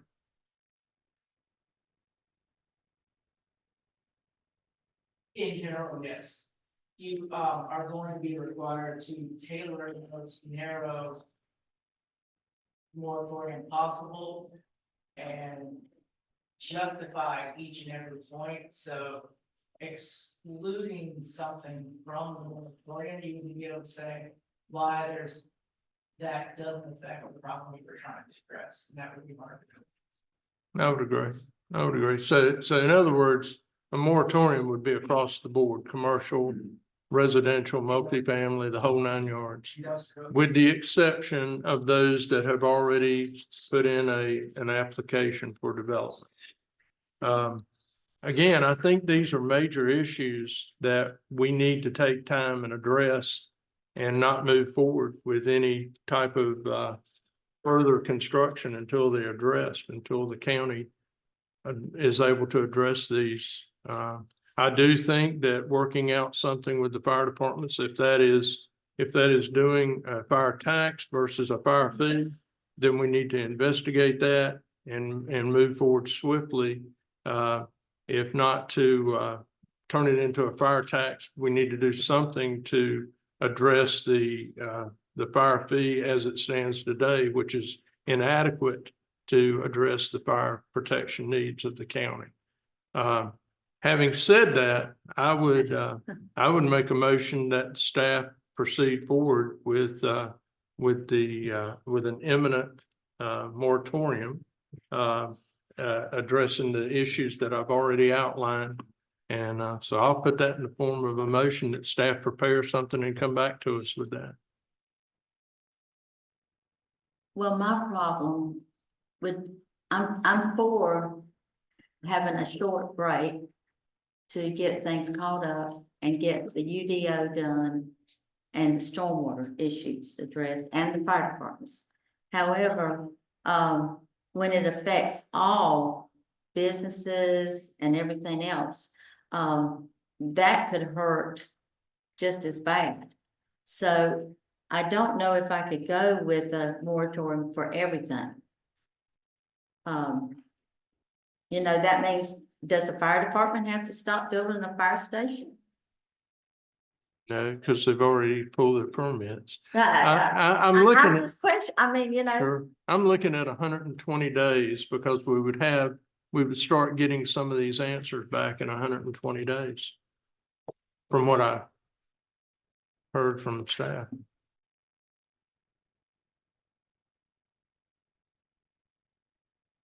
I don't know if it would be worth it though. Okay. So there's a motion on the floor. Is there a second? All right, hearing none. Is there other thoughts that the board wants to introduce? One thing we need to put on our next agenda is an agenda item to officially waive those rezoning fees for the people in the ETJ. So if we could put that on the next agenda, so we've got something formal. And I also keep hearing rumors that I believe are untrue that the county is trying to take over Southport's EMS, so I'd love to get those addressed. And, you know, absent a resolution from the town, I'm not interested in taking over their EMS unless they're the ones who request it. So I'd like to put that out on the record as well. I think we need to look into the stormwater utility to see what we can do. And we need to try to go ahead and make some changes to the UDO that we can make to have the 30-day, didn't she say, how much time did you say if we gave you some changes? 30 days. So it's still 120 days. Thanks, 120 days. I think it'd end up being longer than 120 days, everything. Well, I mean, you're gonna get the study done, so the study's gonna show us lots.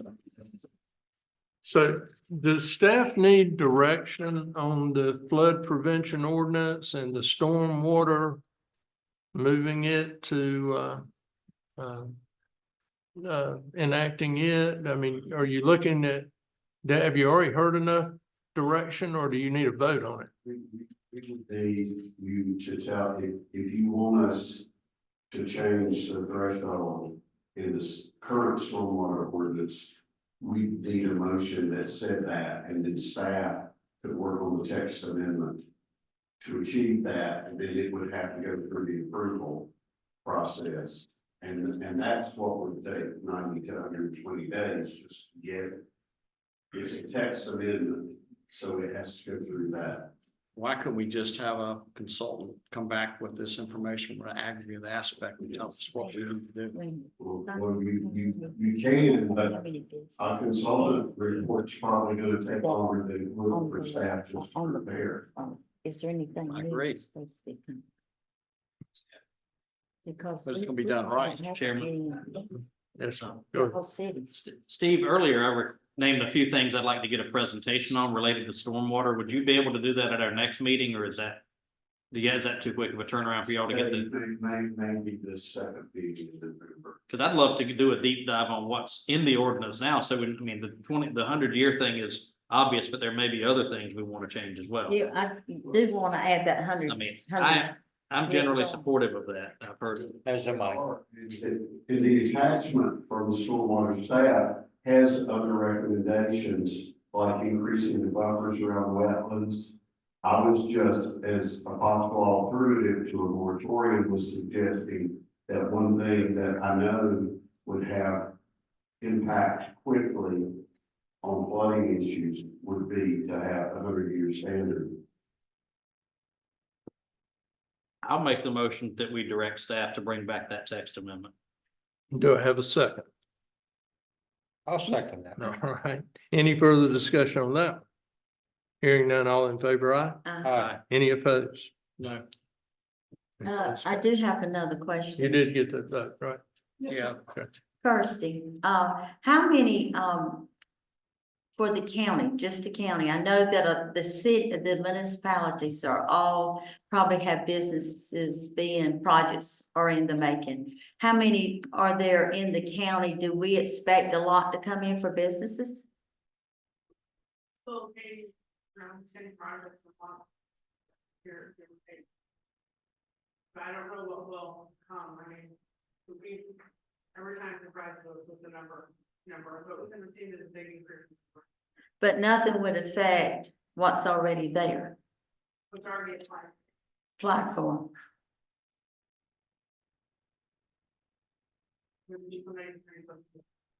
Do I now? Somebody submitting something to the training building. You know, we're building or new.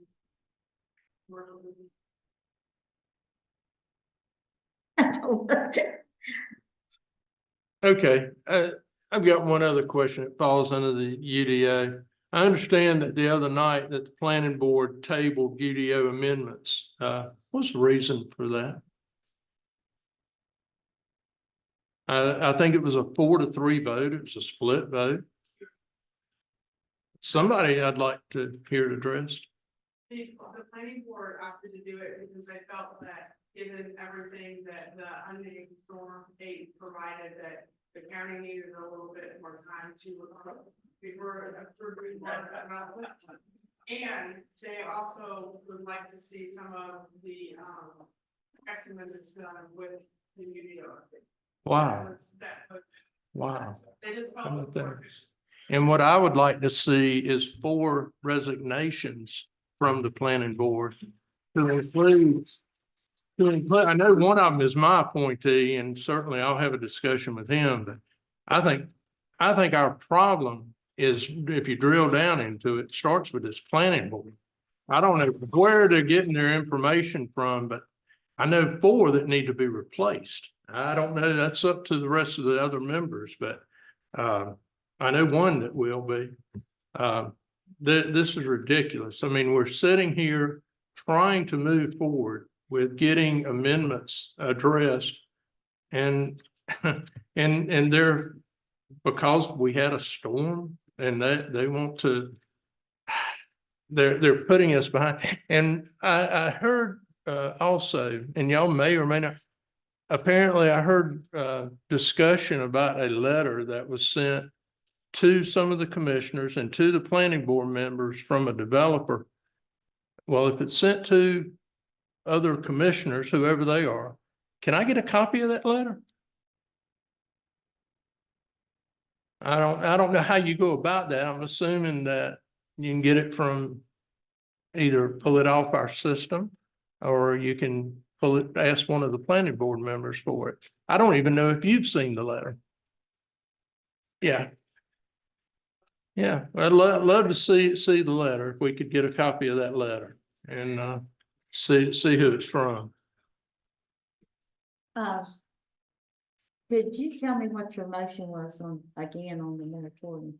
Yeah, but for the imminent public safety, made a motion that because of what I outlined, about 120 days for storm water, the flood prevention ordinance, 120 days for it. The UDO revision not due until summer of 25, and the immediate need that we have for our public safety, for the fire protection, something needs to be addressed to be able to get these folks funding that they can address staffing so that they're able to provide adequate fire protection countywide. Oh, I'm sorry. So you want staff to bring back The moratorium, yeah, I want to see it in writing for them. in November? Yes, that's what I was asking. Okay. Do you want to make a motion? I'll second your motion. All right, well, I'll bring it. I want to see what they come back with. Okay, I'll bring it up as a motion again and look for a second. And you're gonna second? Second it. Okay, all right. Any discussion? You got a motion and a second? All right, Mr. Chairman, over time and on numerous occasions, both our current and our former county attorney have advised us about significant legal concerns around the moratorium. And I believe it would create significant legal exposure for the county to enact one. So I'm opposed to it. I'm going to vote no on this motion based on this. I'm not going to knowingly cast a vote to create the legal exposure that this would create for. Oh, will I?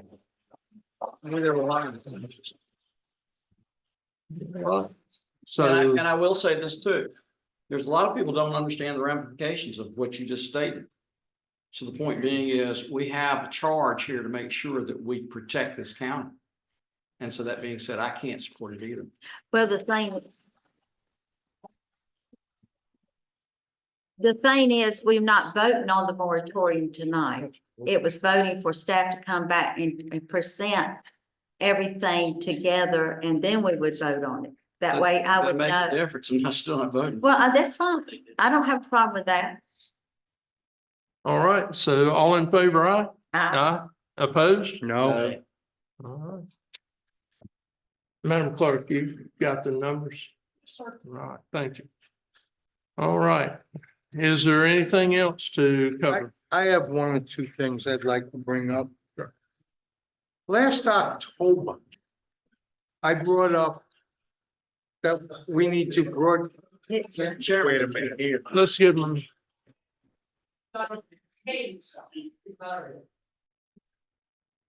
Last October, I brought up that I wanted to broadcast our meetings, which we have half-heartedly been doing. It's been a year. How is it we don't have cameras and monitors and all of this done? The audio, the video, all of it. It's been a year. I think I get it. Government moves worse than a snail's pace. But this is bizarre. It shouldn't take a year to throw up a new monitor, a couple of cameras, and some decent microphones and monitors. I don't get it. The wiring's already there. Most Can of you- it's done. can you bring an update back to us if you don't have it? Can tell you, it will be complete before the end of this calendar year. And because of our experience in PTCA, we actually will be replacing quite a bit of the wiring. Yeah, I get it. We had water in here. I get it. I believe the board was given a schedule when you approved the contract a couple of months ago. That was June. Wow. I don't believe so. It was with the budget. We approved it with the budget. But the contract with the vendor, I think was approved in August or September. I'd like to see it get expedited. Can we get this? You know, a year is a little ridiculous. And I have one other item. A handful of the mayors have asked that we have at least an annual meeting with them. So that we could all kind of work together. And I'd be fine with We used that. to do that. Maybe have, you know, and I don't care, pick a month of the year, I don't care. But we have an annual meeting with whatever mayors want to participate. Could have it in here, I don't know, pick a spot. I think it needs to be more than annual, to be quite honest with you. But, either quarterly or, you know, something like that. Oh, I don't want to meet them quarter. It'd be challenging to get that many people to. Yeah. Schedule. Mr. Chairman, I've got some things. Mr. Stone, Mr. Jim McKee, who is with Brunswick County, has requested that we put together a group with respect to the Heart of America to 2050. I mean, a 250 NC celebration. Have we looked into that by any chance? You say it's the first I've been aware of. Okay, I can give you the email. Also, Ms. Myers with DAR is trying to get a plaque in the courthouse. She contacted us over the weekend, but I don't know if that's been Yeah, they, approached or not. yeah, the clerk responded to her. Okay, good. And Mr. Connor Wilson wants to create a youth council. This started back in August. And the thing about it is, I think it was going to be coming up sometime in the fall. Have we pursued that? Yes, that's already on the. Okay, good. Thank you. He asked me and just where were we? Anything else to come before the board? Motion to adjourn. Got a motion? Second. I heard a second. All in favor, aye. All right. Ah.